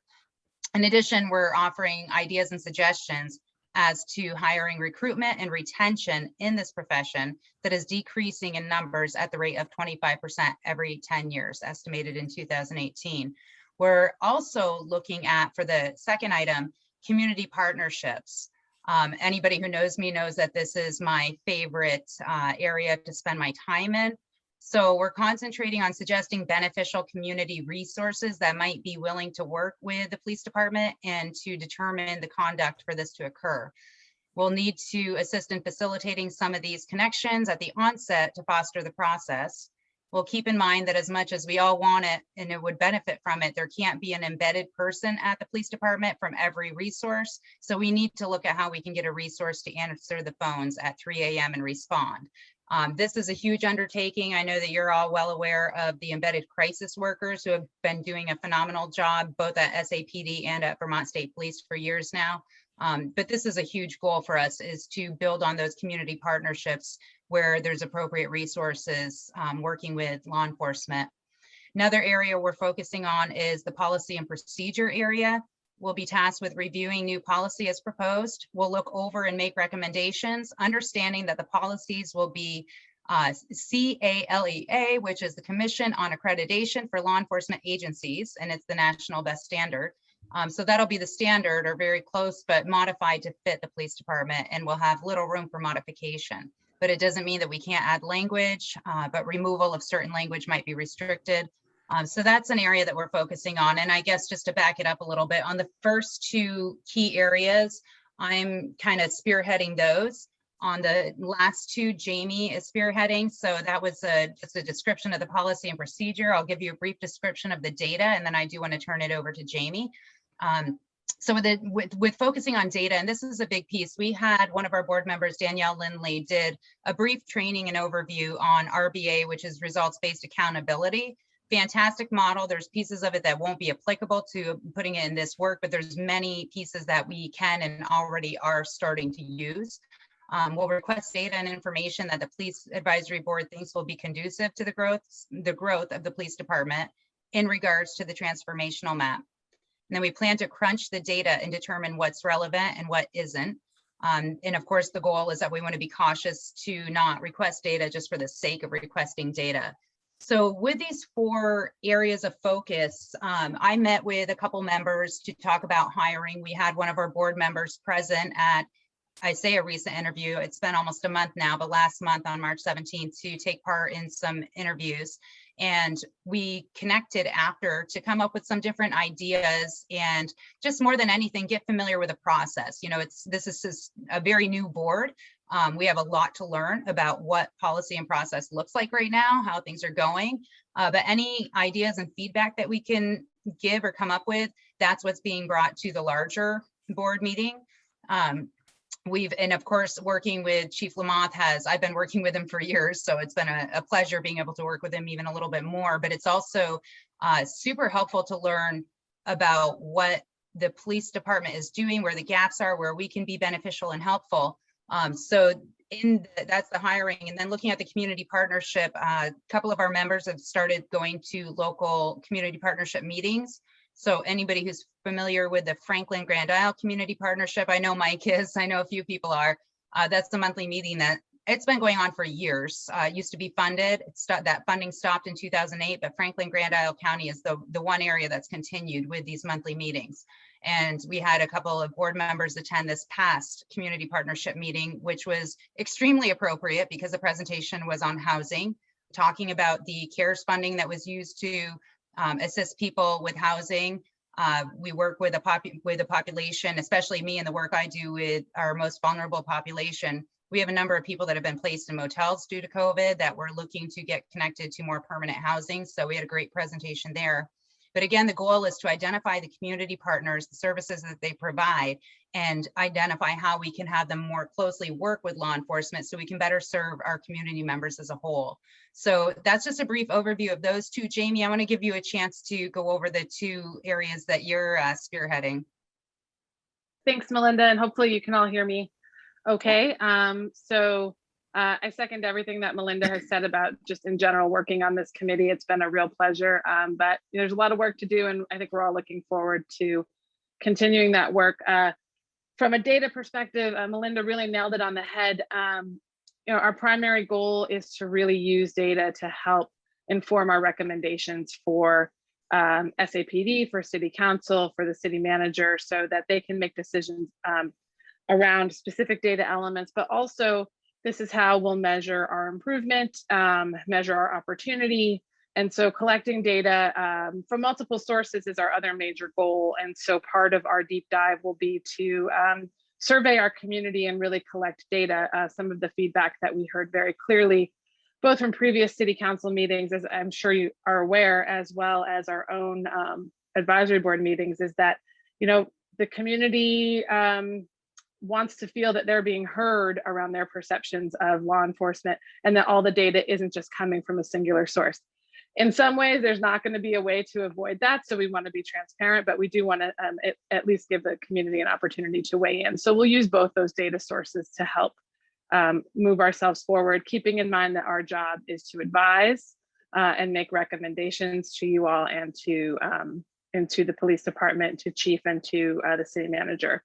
The policy piece, it is an unusual person who probably loves to read and write policies, and I am one of those unusual people. So it's been a really great opportunity to do some deep dives on those policies. And our goal is to really, again, you know, Melinda set it up really well with, there are some things that are just immovable. And if you come from, you know, any of these regulatorily guided professions, healthcare, law enforcement, fire and rescue, there are just some things that you have to have in your policies that are unchangeable.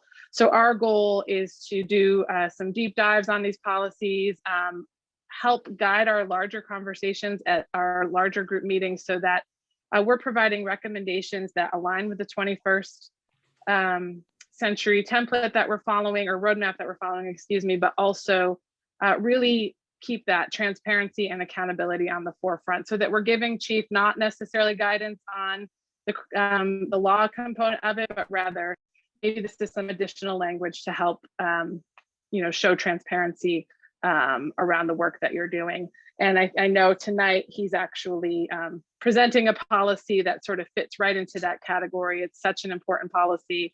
And you know, we were able to do a deep dive with him. We will look at it as a group later this week and just, you know, provide some, if you put this language at the top, it really gets at the root of this policy, which is to help provide a safer community for everyone. So that's some of the work that we're doing in those two focus areas. Thank you, Jamie. And the only other thing I wanted to mention too is that we're definitely keeping an eye out for trainings that would benefit the group as a whole. And we have actually scheduled one that's going to be coming up on Friday, the 23rd. We're going to be doing implicit bias training for our entire board. We were super fortunate to have identified an amazing trainer in Vermont. I connected with a few other organizations in other areas of the state, and she's done trainings for everything from medical to law enforcement, first responders. She's a phenomenal trainer. So we've got that training coming up. I think it's, you know, a critical piece. Quite honestly, it would have been great to do it all before we start our work. And at the same time, it's one of those things that, you know, some board members have already taken it before. I think it's a training we can't take enough to really get into practice and be aware of how we think and how we operate and how we can be most effective for our community as a whole. So we've also got that coming up. So our biggest goal was just to at least give you an overview. This is the first time that we've connected with the council since we have started meeting as a board. And we want to, of course, make sure that if there's anything that you feel that we're missing, that we know, we want to learn, we want to be effective. We're still, you know, trying to get to know each other a little bit better. I'm very much looking forward to this training that we're going to take. It's going to be just the 7 of us. I think it's going to give us an opportunity to, again, learn more about each other and become more united in the direction that we're going, because there's no doubt that the motive of people who have taken part in this is to help make our community a better, safer place, and to make sure that voices are heard, and more than anything to focus on solution. You know, focusing on problems in the past is not really going to do a heck of a lot to help us move forward. I think that we most definitely want to look at things that have happened in the past to use as examples and growing opportunities, but I think the key is staying focused on the what now piece. And I'm really grateful that so far with our board members, that's the goal, is we want to figure out what's the next step so we can be a positive force for good. So greatly appreciate your time. I'm not gonna ramble anymore because I know you got a full agenda, but I definitely want to open it up or give it back to the mayor in case there's questions. Melinda, thanks. Jamie, thank you for the for the presentation and update. Do you want to just give a shout out to the others who are on your committee? I see Winnie's on the call. I'm not sure if anyone else is, but you Let me wanna- look. Winnie, okay, so yes, Winnie is on the call. Amazing board member. Thank you so much for joining, Winnie. I'm looking through the rest of the names to see if there's I any don't- other ones that I I don't see recognize. I any. see phone numbers. But do you want to just give the members a shout out? I Anyway. absolutely do. So the members of our police advisory board are myself as the chair, Jamie as the vice chair, Winnie Wilkinson, who has been absolutely amazing. So blessed to have her part of the team. Chris Lukens, Danielle Lindley, John Nichols, and Tom Benton. Super strong, amazing individuals. We're so fortunate to have such a talented group. And thank you so much, Winnie, for attending, and Jamie for attending tonight. So just thank you and your committee. I know you've had to sort of navigate the role of the committee and moving forward. And I know that's not always easy from the get-go, but I know you've all been invested and done a great job with it. So Melinda, thank you, and the entire committee for all of your work, and we greatly appreciate it. Does anyone have any questions of Jamie or Melinda? I got a couple quick one, Tim. ahead, Melinda or Jamie, how has community involvement been in your meetings? Pretty good? Are you guys getting a lot of folks? And have you made any recommendations, and how well have they been received? I'm going to answer quickly, and then I want to give Jamie a chance to answer as well. As far as the community involvement, I think overall, we've had members of the public that have participated in the actual board meetings. We also have a police advisory board email. That hasn't been utilized as much as I would have hoped it would have, but we're still plugging it and trying to raise awareness that it's a great tool. We also developed a survey, a small survey to get out to the community members. It started with Jamie being a rock star on the cool day of town meeting day to stand out and physically connect with people to get that survey completed. And the next step is to get it out there through social media to collect information. And then as far as giving recommendation without going into a ton of detail, I think we have given a lot of recommendations in a very short period of time. And I think that they are extremely well received. I think we have very strong, positive discussions, openness, opportunity for people to say what they're thinking and why. And I can definitely say the response when those ideas are put out there is, I can't say enough about Chief Lamoth in the short time that he's been in that role.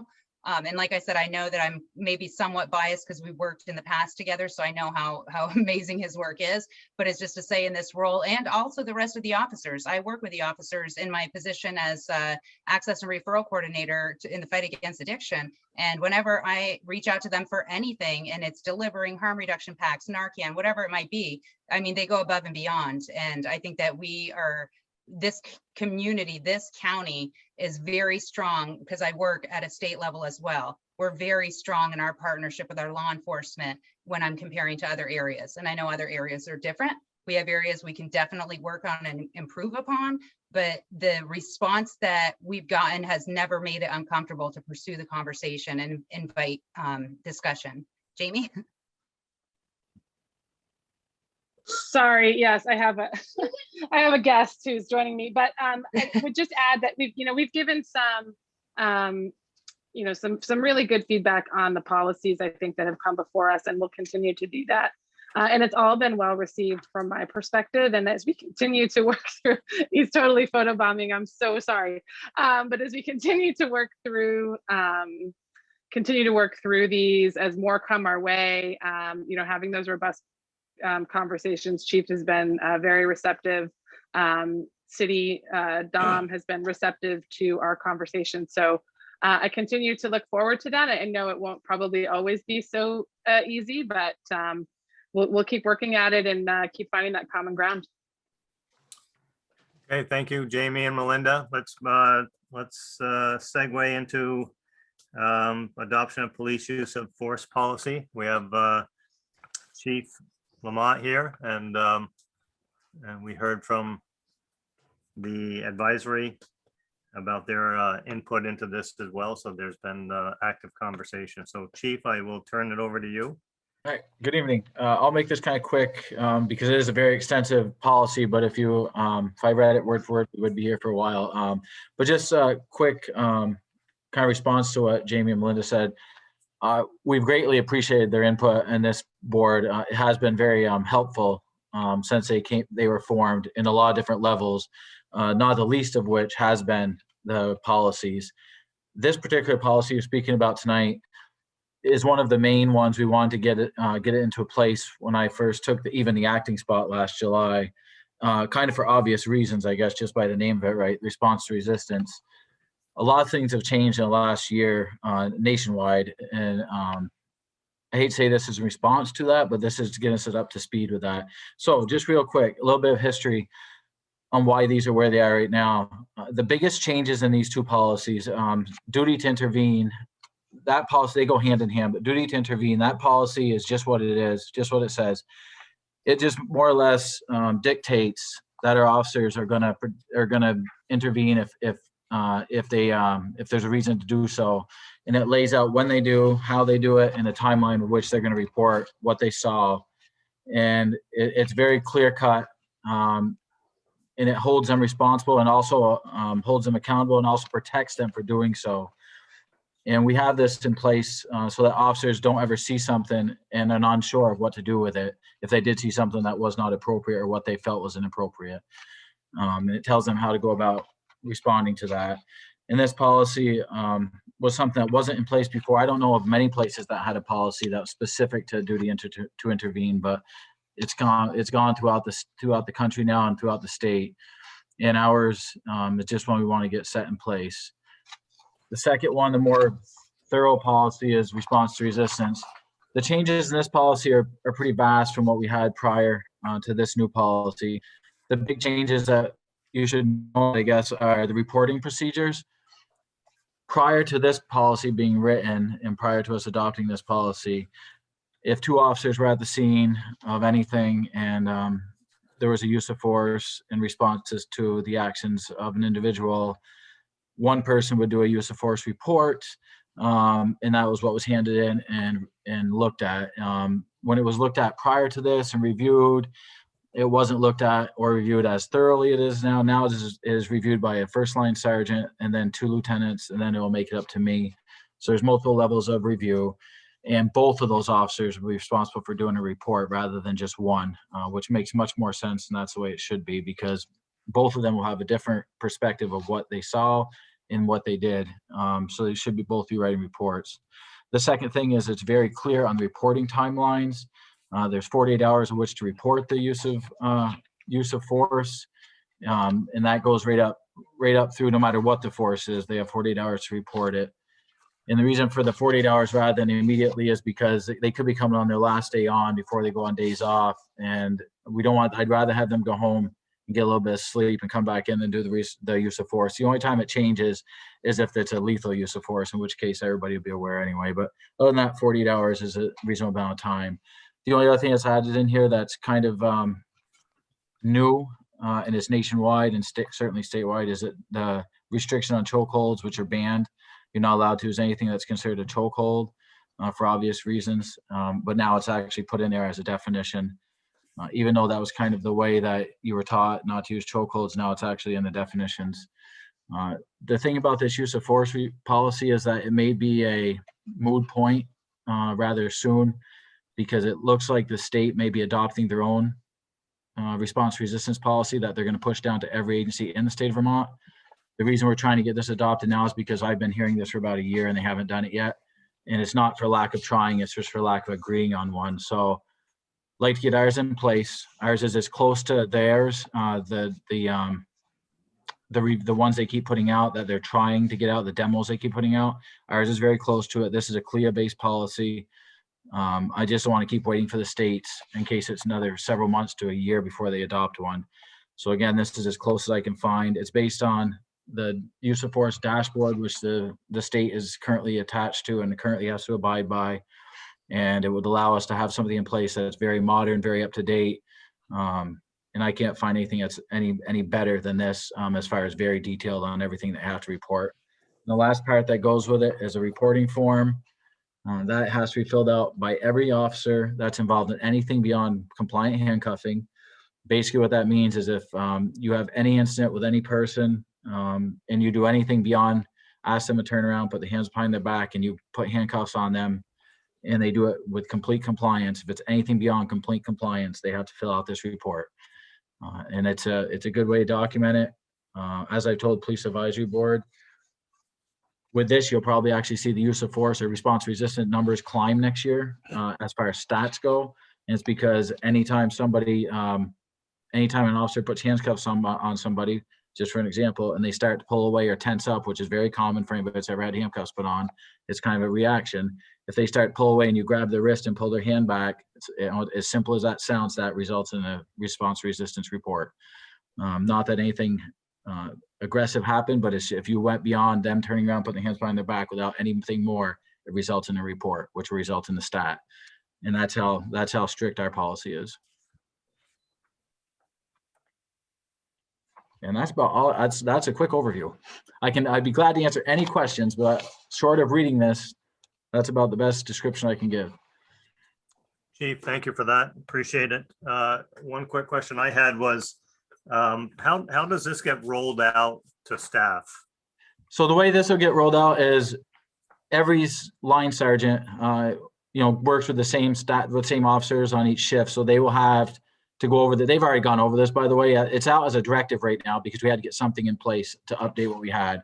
So they're working on it as a directive right now, but when it comes back out as a actual adopted policy, they'll have 1 hour to go out with them again and read through it as a group. And then they'll have a question and answer period again and before everybody signs it. Then they have to sign it, acknowledging that they understand it.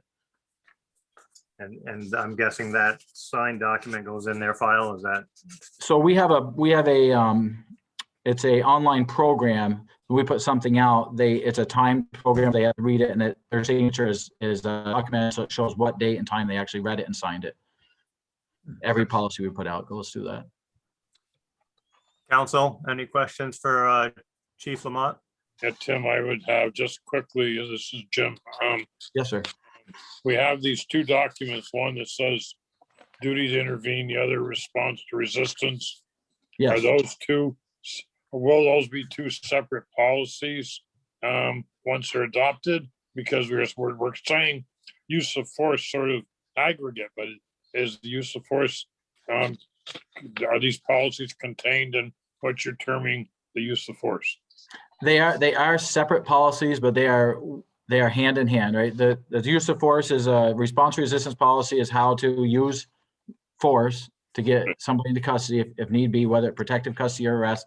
And the duty to intervene is how to deal with something that you think is unethical or aggressive or unnecessary force.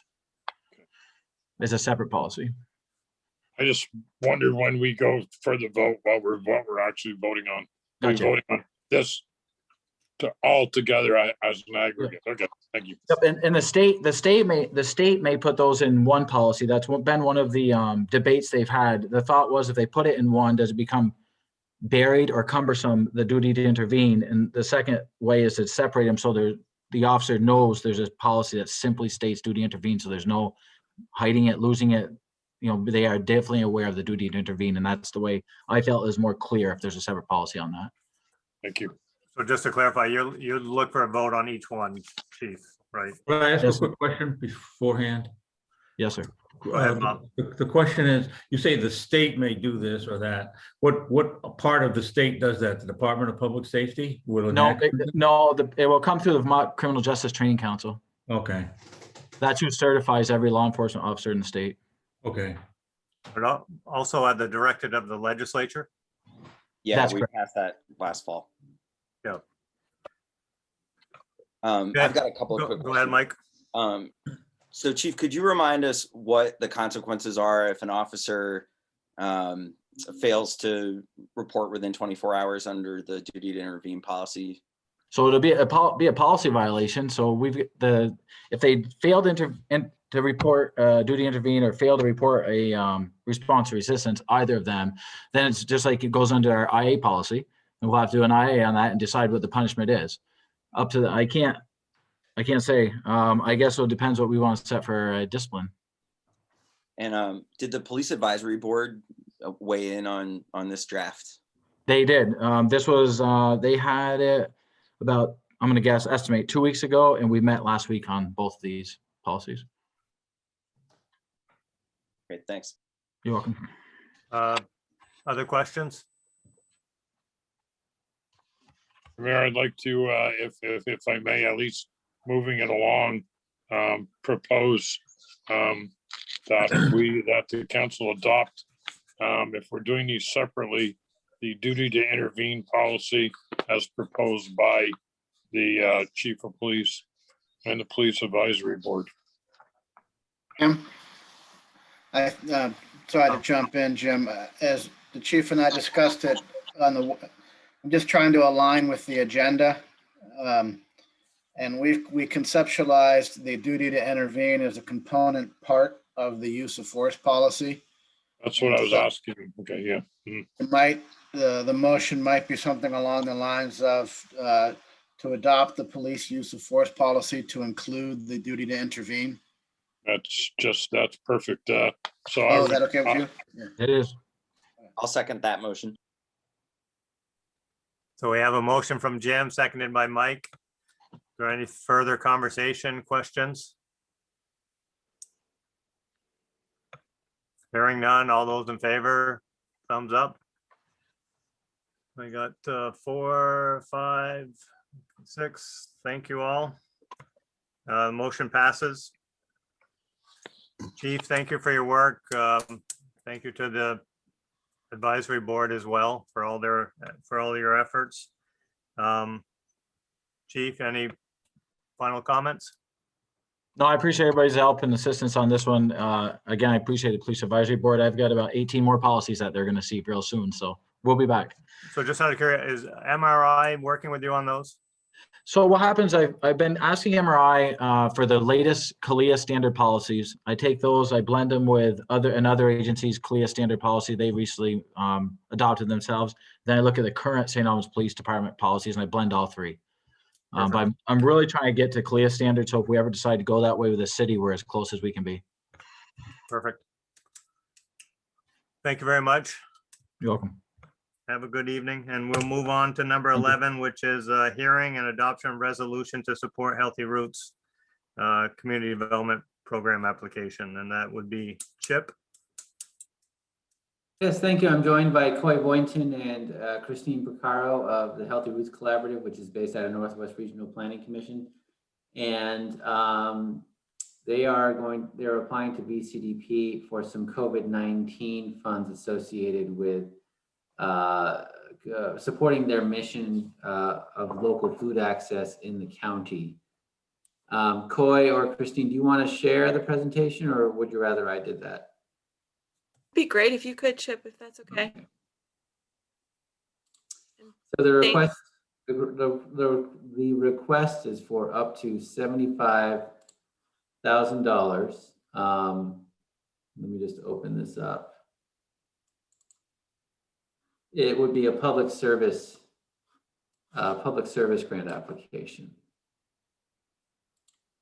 Is that through CARES money, Chip? Yep, this would be that slug of CARES money that's going through VCDP right now.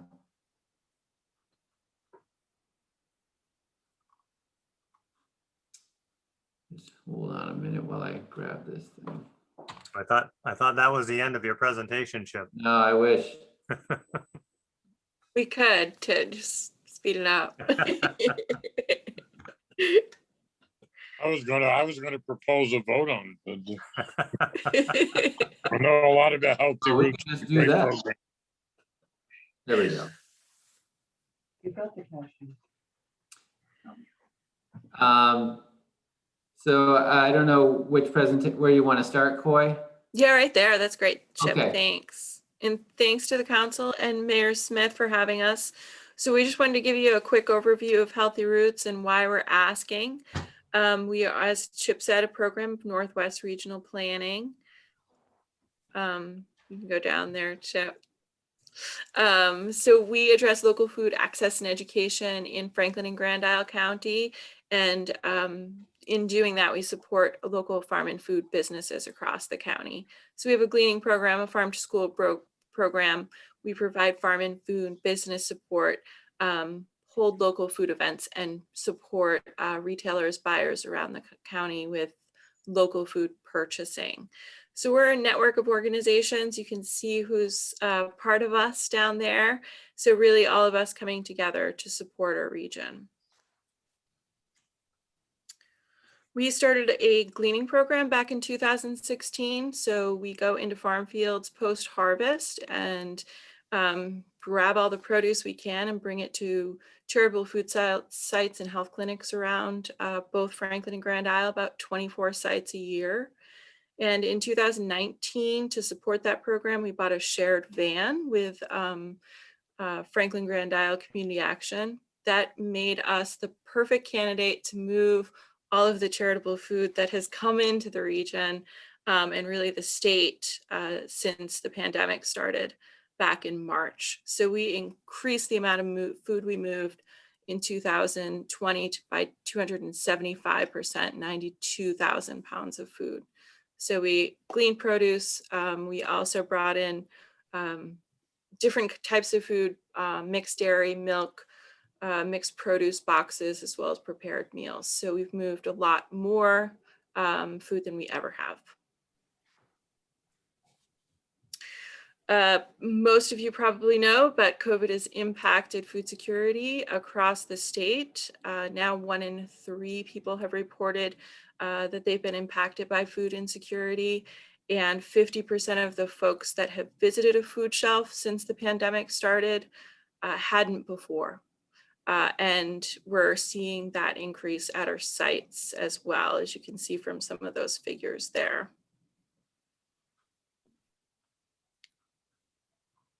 We've been a partner with the city for a long time. That's why we came to the city when this grant came up.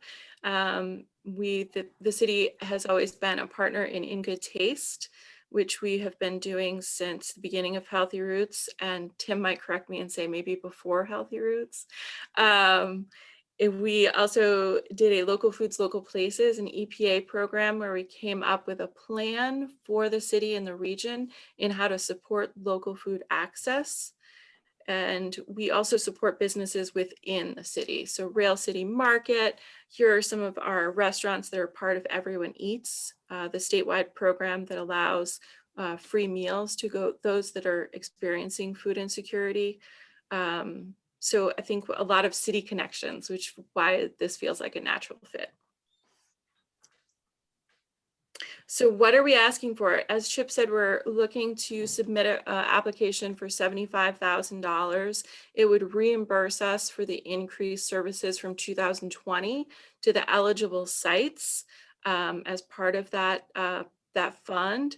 And then moving forward into our FY22, it starts July of this year.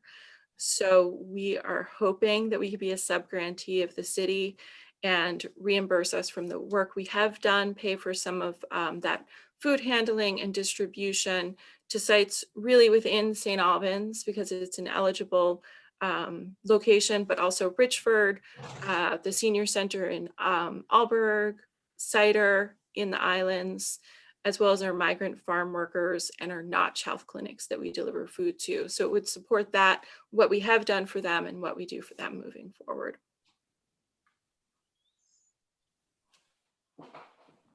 That's us.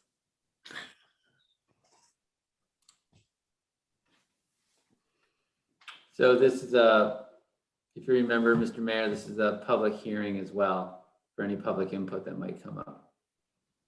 When we start with that, is there anyone on the call, general public, who would like to ask Coy or Christina a question or clarification?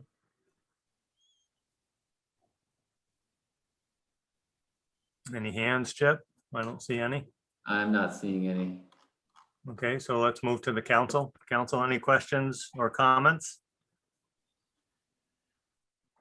Move we adopt the resolution of support for Healthy Roots VCDP application. Second. Second. Who was that? The second? Hawkins. Tim. Tim, thank you. before we take the vote, I would recuse myself as I'm on the Healthy Roots Board as well, so. But let's take, we have a motion and a second. All those in favor, give a thumbs up.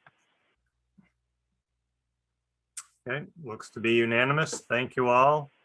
That was painless, Coy. Christina, thank you for your presentation, taking the time to join us. Chip, I'm looking like you're gonna need some signatures. You'll coordinate that with us during the week. Yeah, so this will be like last time, and you'll be getting an email from e-documents or whatever VCDP uses in your email to go to a site and put your signature on this document. I'll follow up with everyone tomorrow. Okay. Thank you, Chip. Coy, Christina, thank you for joining us. Thank you. Have a good night. You too. Moving on to item number 12, which is consider an extraterritorial allocation request by Bocan. I'm guessing Sam Ruggiano is with us. Yes, I am. Sam, how are you? Good, and yourself? Good. We'll turn it over to you for a brief description. Well, Bocan dealership is proposing a 26,000 square foot dealership on the across Franklin Park West from the Ford dealership, where they just recently in the last couple of years built a gravel parking lot for car sales. Now they're going to be building this dealership, a new Chrysler dealership, Chrysler, Dodge, Jeep, and Ram dealership. And they're looking for an allocation of 900 gallons for water supply and 900 gallons for wastewater disposal. That's what we're looking for tonight. This is the start of our permitting process. Did I see the building construction was 26,000 square feet? Correct. Anyone have any questions of Sam relative to the request? There's no car washing facility or anything like that in this new building, correct? They're going to be washing cars, but it's not an automated car wash. It's more detailing. You know, it's hand washed. There's an employee that will be washing new cars, used cars, getting them ready for the new owners. Motion to approve the extraterritorial allocation to Bocan. Second. We have a motion from Tim, seconded by Jim. Does anyone else have any questions of Sam? Hearing none, all those in favor of approving the allocation request, give a thumbs up. Looks like it's approved unanimously. Thank you all. Sam, thank you for taking the time to join us. Thank you. Have a good night. You too. Thank you, everyone. Thanks, Dan. I didn't know you were with us. Sorry about that. Yeah, I'm under my wife's name, so it's her. Thank you. Thank you for all you do for the community as well. I greatly appreciate it. Thanks, everybody. Have a great night. Thanks, Dan. Next item on the agenda is consider approval of the updated city logo. We're going to turn that over to Dom for discussion and Chip. You do have them in your packet, multiple different seasons. It seems to be mostly similar to the existing one with the addition of city of, but Dom, maybe I stole your thunder. Motion to approve. Mayor hit it. This derives out of a number of perspectives, but candidly, we got a request from St. Albans Town to stop, this is my words, not them, being somewhat facetious, but to stop being so brazen as to define ourselves as the only St. Albans. And, you know, we're constantly looking for things that we can do between the two communities to work better together and not anger each other unnecessarily. And this is really important to them. It absolutely sticks in their craw every time they see St. Albans, Vermont. And it comes up all the time. And so routine matters are encumbered by this. And we adopted this, 10 years ago at a time when we saw the two communities coming together more. And it was with all the best intentions that we went with St. Albans, Vermont. But that's not the case now by a number of stretches. The town's poised to adopt the new logo as the town of St. Albans. And increasingly, there's a distinction between the city and the town. So Chip and I have worked with our designer to retain the heart of our brand while also making a distinction, which though it originated from the town of St. Albans, we think it's a great idea. Dom, how will you transition away from what we have to this new? I'm thinking of the signs as you enter the city, stationary, Yeah. long list of things. I think it's a great thing. The short answer is gradually, right? So we're not going to go out and replace the street signs, but the wayfinding signs. But for example, when we put the logo on the side of the dome, it'll say City of St. Albans Recreation on it. When we do new letterhead, it'll show up as part of that. So as items are replaced, it will reflect the new design standard.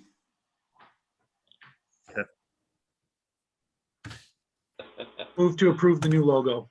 Second. Motion from Chad, seconded by Jim to approve the new logo as presented. Any further questions or comments? All right, all those in favor, give a thumbs up. Appears to be unanimous. Thank you all. Thank you for the work on that, Chip and Dom. How do you reluctantly approve? Half a thumbs up? Sideways. Yeah, that was one of the more disappointing votes that I've ever had to cast as a member of the council. I gotta say, I totally understand why we're doing it, but that's really disappointing. I'm Thanks, just Mike. hoping that their new logo doesn't have a maple leaf in it. Oh, We trademarked the maple leaf. Okay. Now, I'll note the half thumbs ups in the minutes. Did we trademark that maple leaf so they can't steal it? We actually did. We did Good. trademark the maple leaf. Good. But just, I was gonna say the new town logo is same thing, but it says Town of St. Albans, Vermont. Yeah, Same so it's a licensing agreement. Mhm. All right, let's move on to consider the proposal to merge Parks Commission with the Rec Commission. I believe we have Kelly Vians, Andrew Grattan. It looks like Peggy Manahan from the committee as well. Our numbers are dwindling, so Kelly, why don't you jump on and give an overview? I know. Sure, and we have Joni McGinn too from, I maybe did not see you that. Oh, didn't boy. recognize her. I didn't, I missed that. Sorry about that, Joanne McGinn. So over the past, couple years, especially as things have gotten really, we've done a lot of things and a lot's going on in rec. More and more we find that, the rec commission will look at something and then we think, well, probably parks should look at this too, or vice versa. And so things get, and then it goes to the next month and then it comes back. And there's a lot of things that go on, programming as well as improvements and additions to facilities that both committees probably should have input on. And we're finding that, we're going back and forth a lot, looking at other communities roughly the same size that have the same number of residents, that have similar staff for their recreation departments. They are, if they aren't already joined, they are in the process. And that's not, that's in our area, but it's also pretty much nationally when you look at blogs for other recreation departments, that it just makes sense because when you've only got 2 people in the recreation office, it makes a lot of sense to have everybody together making decisions. And both boards were in agreement that this would be a good idea.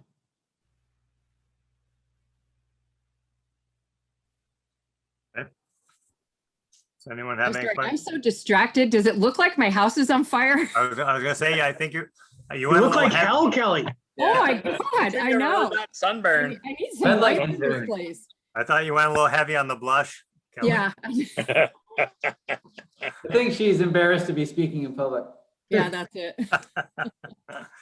I just wanted to know if Leslie Knope is going to be staffing the new Parks and Rec Commission. Yeah, it looks like I'm on my way out. So yeah. I'll move that we merge the Parks Commission and the Rec Commission into the Parks and Rec Commission. Second.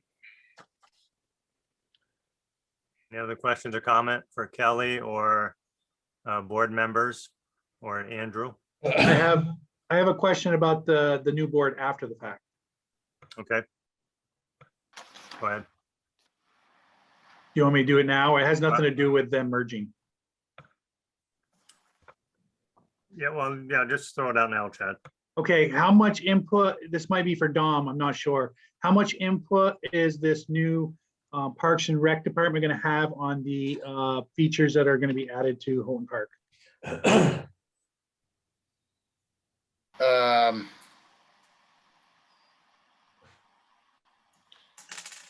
think this is like when your wife says, "Does this dress fit?" You're not sure what the right answer is. The right answer is whatever she wants. Yeah. Yeah. No, I believe they'll have.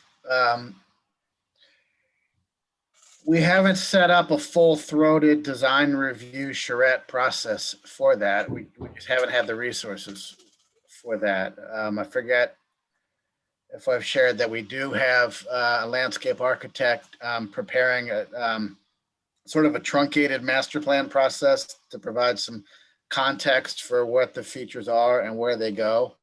And that will certainly go to this board. I think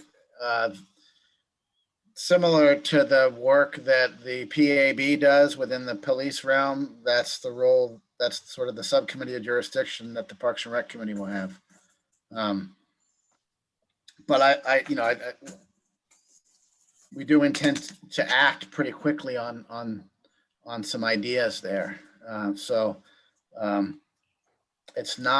It won't be like the streetscape process, right, that we went through years ago. But that board will be the committee of jurisdiction, and your dress looks great.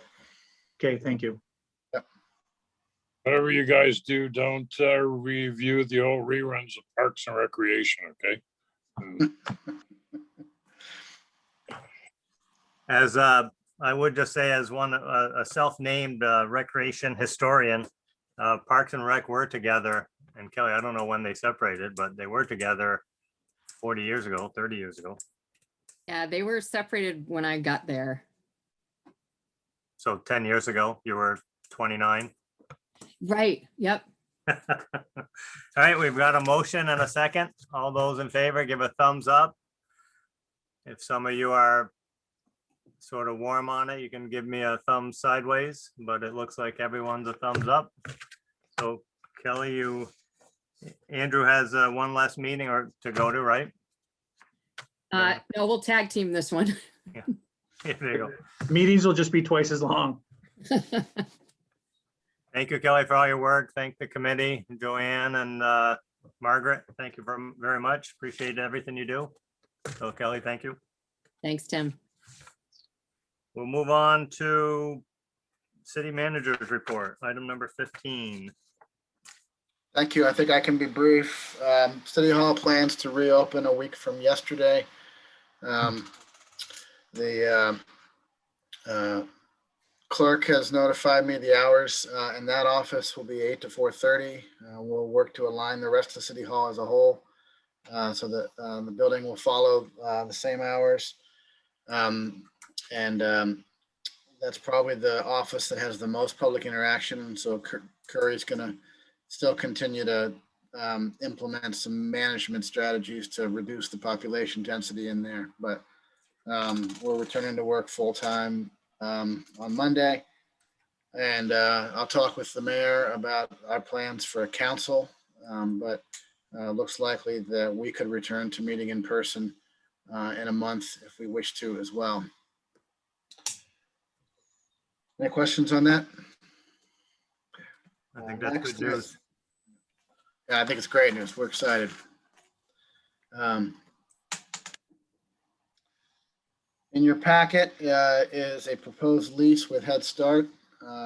This is, as previously discussed, a lease of the Barlow Street Community Center by the federal Head Start program. They will be doing an announcement and press release of their own once we sign this lease. They'll be listing the entire building from the basement to the roof, though the playground will continue to be open to the public, just like it has in recent years. So I think public shouldn't see a whole lot of change there. So I'd look for a motion to authorize the manager to sign the Head Start lease and form substantially consistent with what's proposed. So moved. Second. Motion by Jim, seconded by Chad. Any other questions or comments for Dom on the Head Start lease? Hearing none, all those in favor, give a thumbs up. Anyone opposed, thumb down. Motion passes. Thank you. Moving on to resolution to authorize sale of 99 High. 99 High is a property located obviously on High Street that the city bought a couple of years ago. And you'll recall that we've worked to redevelop it with a form consistent with the neighborhood. We now have a purchase and sale with Mary Ellen Vickery and Troy Pudva to take ownership of the property and redevelop it into refurbish it into a single family residence with an attached accessory apartment. I'll look for a motion to authorize the mayor to sign the resolution and the associated documents. So moved, Hawk. Second. Chad's got it, okay. So motion by Mr. Hawkins, seconded by Mr. Spooner. Any other questions for Dom on this transaction? Any comments? Hearing none, all those in favor of signing the resolution to authorize the sale, give a thumbs up. Thank you, James. Marie, thank you. Thank you, Tim. All right, motion passes. And the final document, which is also in your packet, is the operating agreement for the LLC that we've formed with the Harrisons, doing business as the Georgia Communications Tower. We've done this several times before. We're just now in a position to sign, and there's no substantial changes from what we've reviewed previously. All these funds are budgeted within the FY 21 and 22 budgets. Motion to approve and authorize the manager to sign documents for the Georgia Communication Tower. Just go through the dates there, Dom. It looks like some of them are still dated for August. Okay, thank you. Motion by Tim, is there a second? Second. That was Bob. Mike.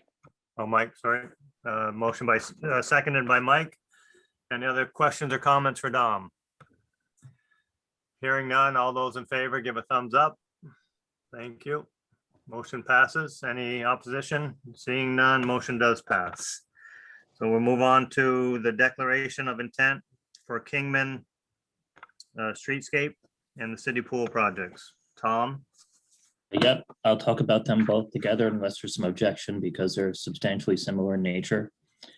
These are fairly standard bonding documents that are put together by our bond counsel, and they allow us to look back 60 days from the date of your approval, just to make sure we can capture all those costs within the bond. It's a good practice just because, in essence, once town meeting day happens and the votes are approved, everything moves pretty fast. So we're not missing anything within the bond. So your authorization here is actually, we're actually authorizing Curry to sign these documents. Tom, why would Curry sign? Why would Curry have to sign it? How come Dominic's not signing?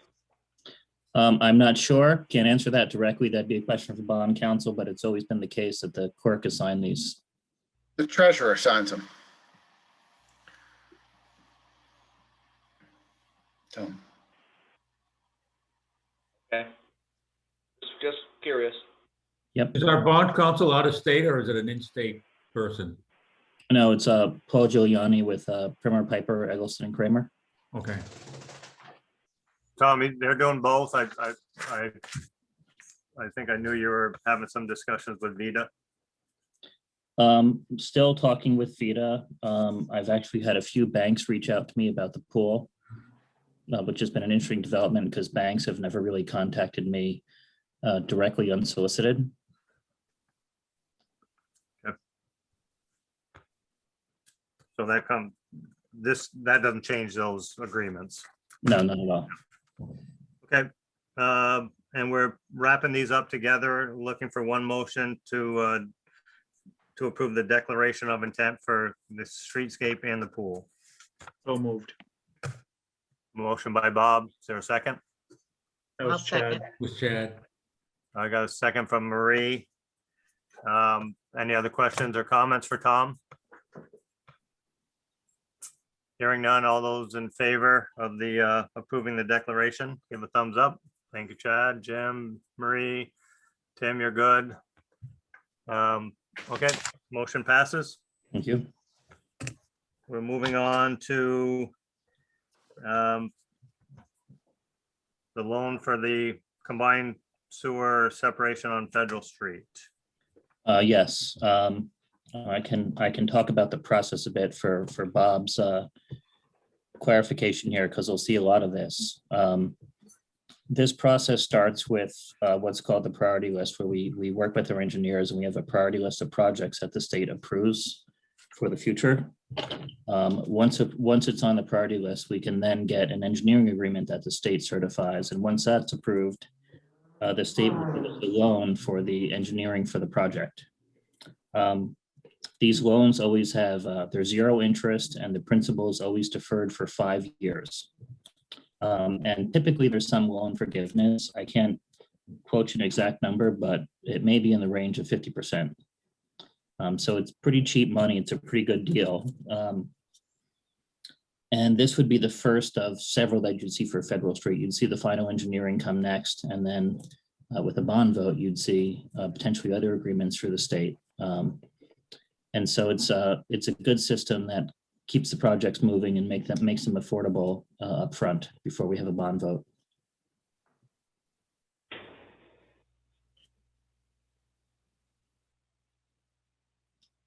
And this would need actual physical signatures, so I'd shoot an email down tomorrow and make that happen.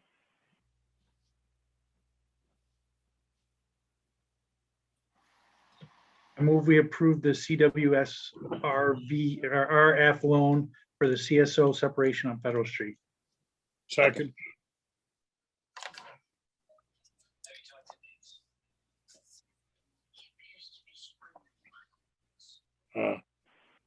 Terry muted. That was Chad and Jim, 10. Right, wherever he is. Thank you, Jim. I'm a little concerned no one else noticed. Asking in our glory. So we have a motion to approve the loan application for the combined water and sewer on Federal Street. We had, it was Chad and Jim, I believe. Any questions or comments? Hearing none, all those in favor, thumbs up. Thank you all. Any opposition? Seeing none, motion passes.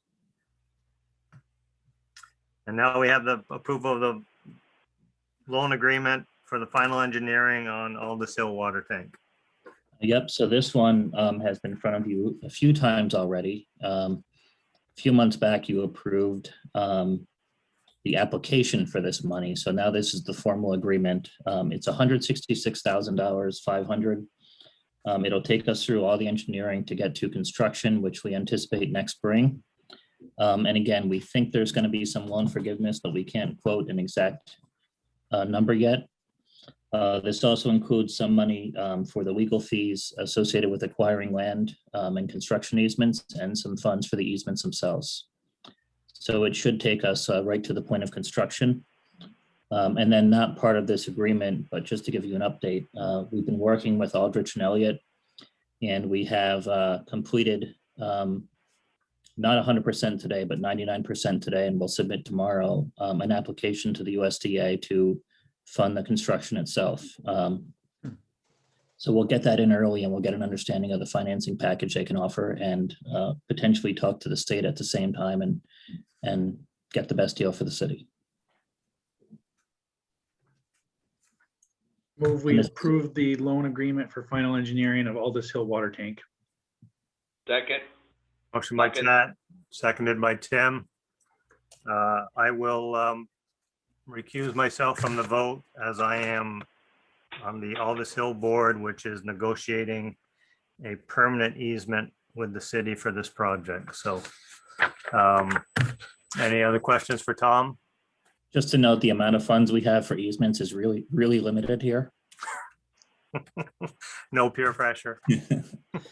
And this is another one, well, needs physical signature, so I'll make that happen over the course of the week. Okay, thank you. Okay, all those in favor? Thumbs up. Marie, Chip, okay, motion passes. Thank you all. And moving on to mayor's report. I have try to make this quick, keep us on time. I've received recent complaints. Mike has been part of this too. The noise issue is once again rearing its head. Not looking for a solution here, but come spring, when spring arrives, so does the motorcycles hitting the streets. And so Mike and I both fielded a email today regarding noise. So that's one. The other one I heard, is Marty still with us? No. No? Nope. He's on vacation, actually. Oh, right. Chip, this may be one. So there's been concern expressed to me regarding the Twigs crosswalk. The UPS truck stops there about 4, maybe even a couple times throughout the day. So what happens is they stop on the north side of the crosswalk. So if someone is entering the crosswalk, they can't be seen from southbound traffic. So there may need to be a conversation with the UPS store to maybe a easier solution would have them park on the south side of the crosswalk. So we're going to run into a little bit of an issue with northbound, but that's something that we may want to look at, Chip.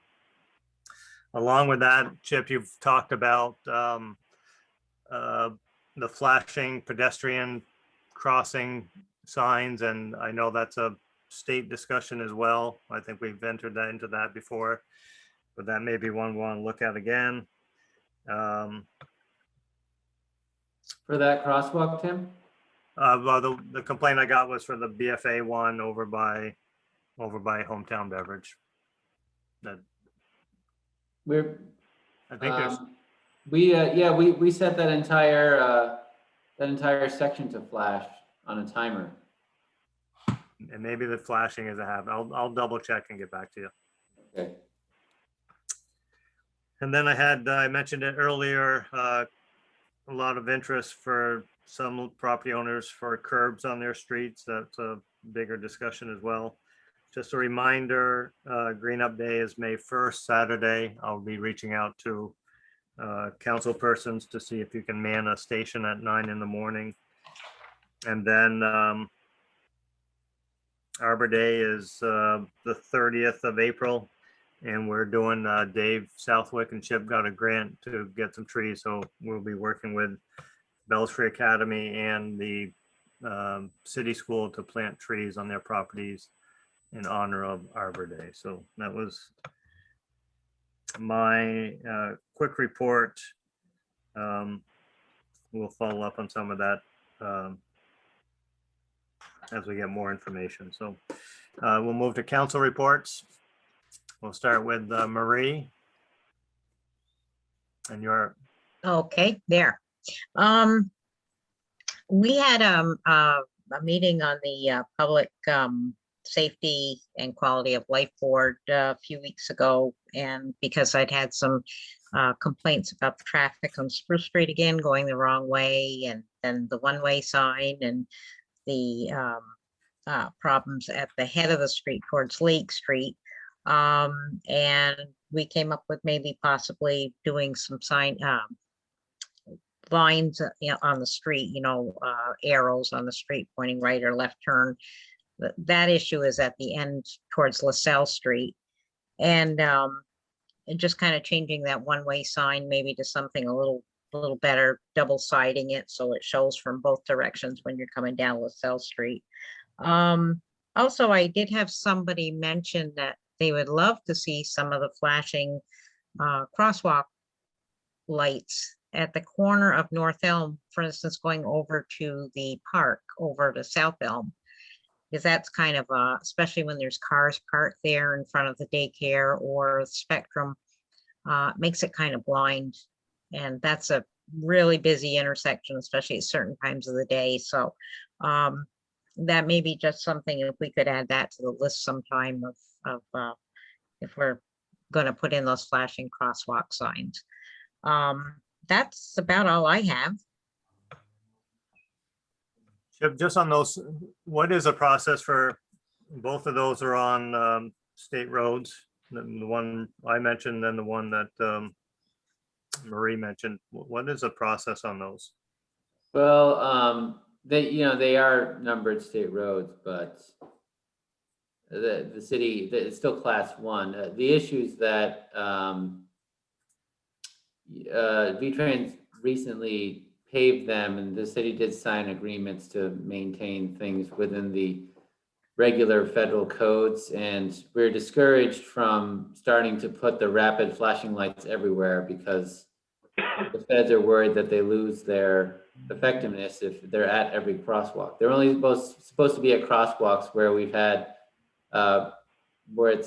we've had regular accidents or some critical safety issues. School crossings are a particular concern, which is why we have them at BFA and crossing Federal Street.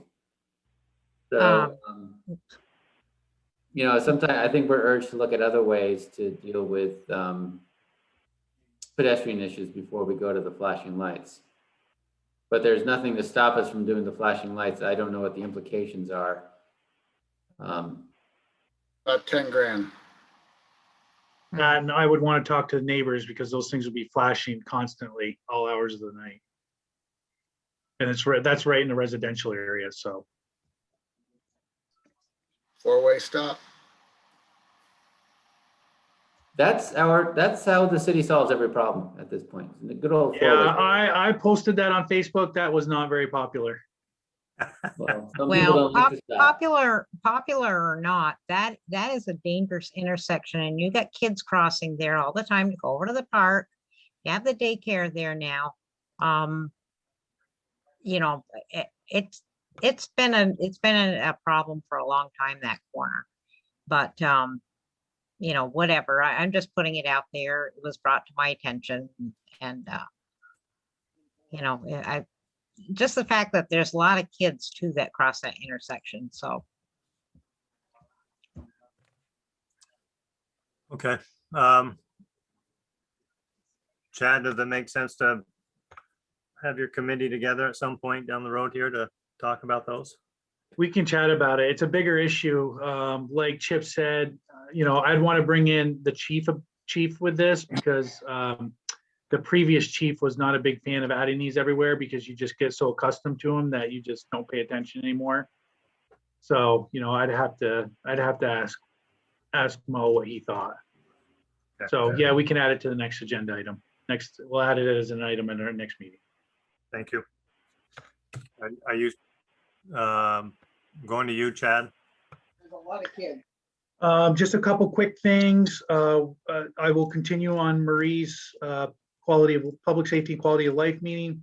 We brought up trucks coming down Upper Weldon, Lower Weldon, across South Elm and North Elm. And Chip was going to look into a possible truck route. So we started that conversation. The other thing we talked about is the speeding as you're entering the city through the main corridors. So 36 and 7 basically.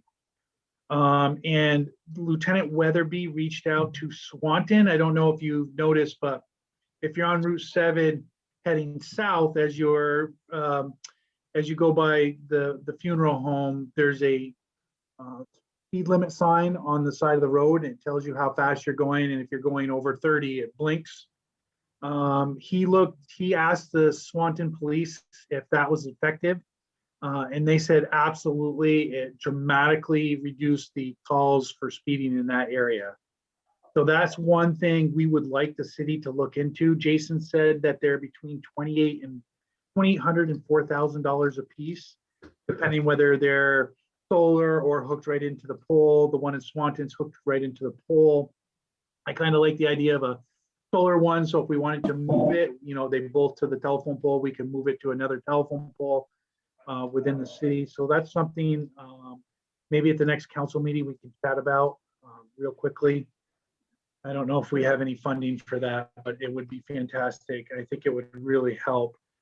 Another thing that we didn't talk about, but when you get to the top of Kingman Street, there's a no right turn, but it's on the bottom of the streets. It's on the bottom of the stop sign. And I think people don't even stop at the stop sign because it makes no sense to stop there. You got to stop 40 feet ahead to see if anyone's coming left or right anyway. So there used to be a sign in Taylor Park that said no left turn.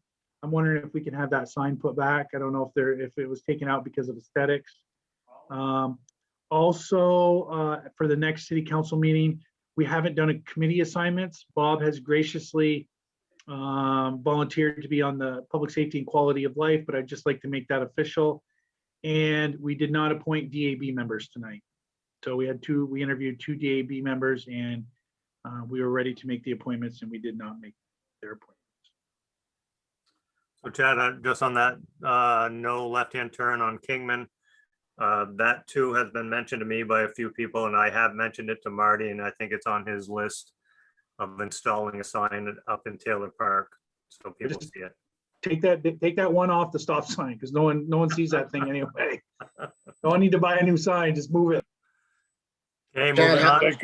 If they could find the sign that used to be in the park that was effective, put it back there, we'd be good.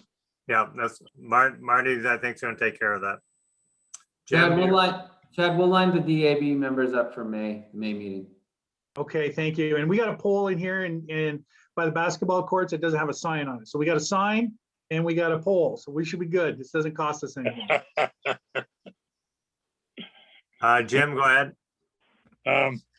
Really haven't got a whole lot to report. I mean, we still have an issue on Hoyt Street of cars going down the street as opposed to just going up the one-way street that they're supposed to do. So, that's several times a week that happens. I don't know if our signage at the top, the do not enter or whatever is good. If we need to do something, revisit how we keep people from going down that street. I don't know, but it happens quite often. So, and we have a lot of kids. We have a lot of kids on the street now, especially at the lower end. So I'm concerned about their safety. Jim, quick question. When Marie brought this up about the street over here, what street is that, Marie? LaSalle. Spruce? Spruce, yeah. So when Marie brought it up about Spruce, the residents said it's the residents in the other streets doing it. So it's not an oops, I'm going down the wrong street. It's this is convenient and easy for me to get to Lake Street. Oh, there's no question. Some of the residents at the lower part of the street go down the street, but we've seen delivery people, FedEx or UPS, whatever, going down the street. So it's not just the residents. It's become an issue. But so I don't know. And I don't think you're to Marie's point earlier. I don't think the top of Hoyt Street has those turning lanes either. I think they've all worn away. So yeah, we probably need to fix that. But... Okay. Anything else, Jim? No, that's it. Thank you. Mike? Yeah, I'll try and tick through these. I wanted to flag that we should be getting more highway formula funds than we would have been anticipating. as long as the Senate doesn't screw up the transportation bill. So maybe that'll help with that class 2 grant match, or some of the other things that we've discussed, $50,000 here or there that we need to spend on transportation related items. The Smith Street getting paved. Really glad to hear that that's on the list, because there's a gaping hole in the north end of it. So that's awesome. The quality of life issues that the mayor touched on, got just a number of noise complaints, and these are just the perennial seasonal complaints, but I think part of that is related to it's not just the people speeding through the major corridors, but I think we've got kind of a speeding and a reckless driving issue throughout the city. Received a number of complaints from neighbors. I mean, I see people blow through the stop signs on my street. I'm wondering if it's possible to do a little more targeted traffic enforcement in the neighborhoods and not just in the major corridors, or at least where some of the places like Lincoln or Smith Street in my ward intersect with Fairfield or Congress, because those are places where people are just, especially at the sort of end of the workday in the 4 to 6 o'clock hours, just whipping through stop signs, speeding. It's like a kid or an animal. I mean, a pet was killed last year, but I'm really worried about the safety issues, and it's a running theme. So I don't know if we can do some increased traffic enforcement, if that's going to help, but we definitely have an epidemic of really unsafe driving. Mike, send me the emails, let me into the conversation. Yeah, these are mostly like I'm walking the dog and people stop me and talk for half an hour. Yeah. So I can tell you who it is, but the bottom line is folks are seeing a lot of zipping up and down the streets really fast and blowing through stop signs throughout the ward. And then I mentioned this to Marty. There are several lights in Taylor Park that are out, and I think we've got from what Marty told me, they blow the fuses or breakers pretty frequently. There's something going on about that, and it's created these sort of really dark spaces at both the north and south end of the park where the big light fixtures in the park are going out. So I have one neighbor who has been on light watch and likes to walk around the park in the evening, and the lights are out and feels unsafe. So hopefully we can figure out if it isn't just a maintenance thing, we can figure out how to actually fix the wiring issue. That's it. Thank you, Mike. I would just add that as I look out the window, that south end is all lit up. I think that big light on the bandstand is the one that's out or has been out that I noticed, but we'll have Marty take a look. Okay, moving on to Tim Hawkins. Can you hear me? We can. Okay, so I don't have anything big other than I'm very happy that City Hall is going to be opening back up, and I hope that our next meeting as a council is a face-to-face meeting with us and the other attendees. I think a lot is lost with these Zoom meetings. Not in favor of them. I also teach a couple of college classes, and for the last 2 or 3 semesters, I've declined to teach because it's tough to teach a law class in a Zoom session. A lot more interaction, expression than what you can get on a Zoom picture. So I'm just glad that Dominic's getting moving on that. That the next time we meet, we're all together. That's all I have. Thank you, Tim. Last but not least, Bob. I don't think I have anything to report. Chad and I were and Marie were at a meeting that Chad reported on. And we also interviewed the 2 candidates for the DAB, and Chad reported on that. So, or we'll report next month, I guess. So I'm pretty all set over here in Ward 5. Bob, I made a mental note to have you go before Chad next time. I made a mistake because I called on Chad before I thought about it. He usually goes last, but that's my bad. I wouldn't worry about it. Chip, the truck route interests me as well. I've had conversations with an individual on North Elm as Chad, and as that progresses, can you keep me informed of what you're thinking and where you're headed with that? Yes, will do. Thank you. Any last comments, anyone, before we move on to warrants? It's just, I'm amazed how much Bob Farrar looks more and more like Colonel Sanders as days go on, but May 1st, I'll probably shave this off. They're painting his building out by the shopping center. yeah, I noticed they're painting his building. Yeah, I hope they do some inside improvements. I was psyched. I thought they were tearing it down. And then I'm like, No, there's still 20 people in the line to go in that place. paint job. See You it? do, Chad, I'm amazed at that. You drive by and the drive up is out to the shopping center road. I know he's practically can't get in that parking lot sometimes. Yeah. It's different Colonel Sanders now, though. Motion to approve warrants 331. Second. Thanks for bringing us back on track, Tim. We got a motion from Tim, seconded by Jim. All those in favor for approving warrants 331, say aye, thumbs up. Aye. Thank you all. Minutes Motion to for approve. 3-8. 3-8. That was Jim with the motion, Tim with the second on approving minutes. Any changes or amendments? I have a change because I'm not a councilwoman. And as much as I enjoy being on the council with Marie, I'd like to be flipped over to the male side. Councilman or council person? Either way. Okay, one change. All those in favor of approving minutes from 3/8/21, thumbs up. Okay, motion to adjourn. Well, hold on a sec. There was 1 month Hawkins wasn't here with us, and we all sat here silent for 2 minutes waiting for someone to approve those warrants and minutes. I don't know what to do. I remember that one. I think it was you and me, Chad, finally. So his motion this time was just because he missed it last time. I thought it was to get us back on track, but he wanted to make sure he got in on that one. Yeah, Tim, you want to get Chad going faster with these motions? You got to work on him. I'll move to adjourn. Thank you, Michael. Thank you all. Good meeting. Appreciate it.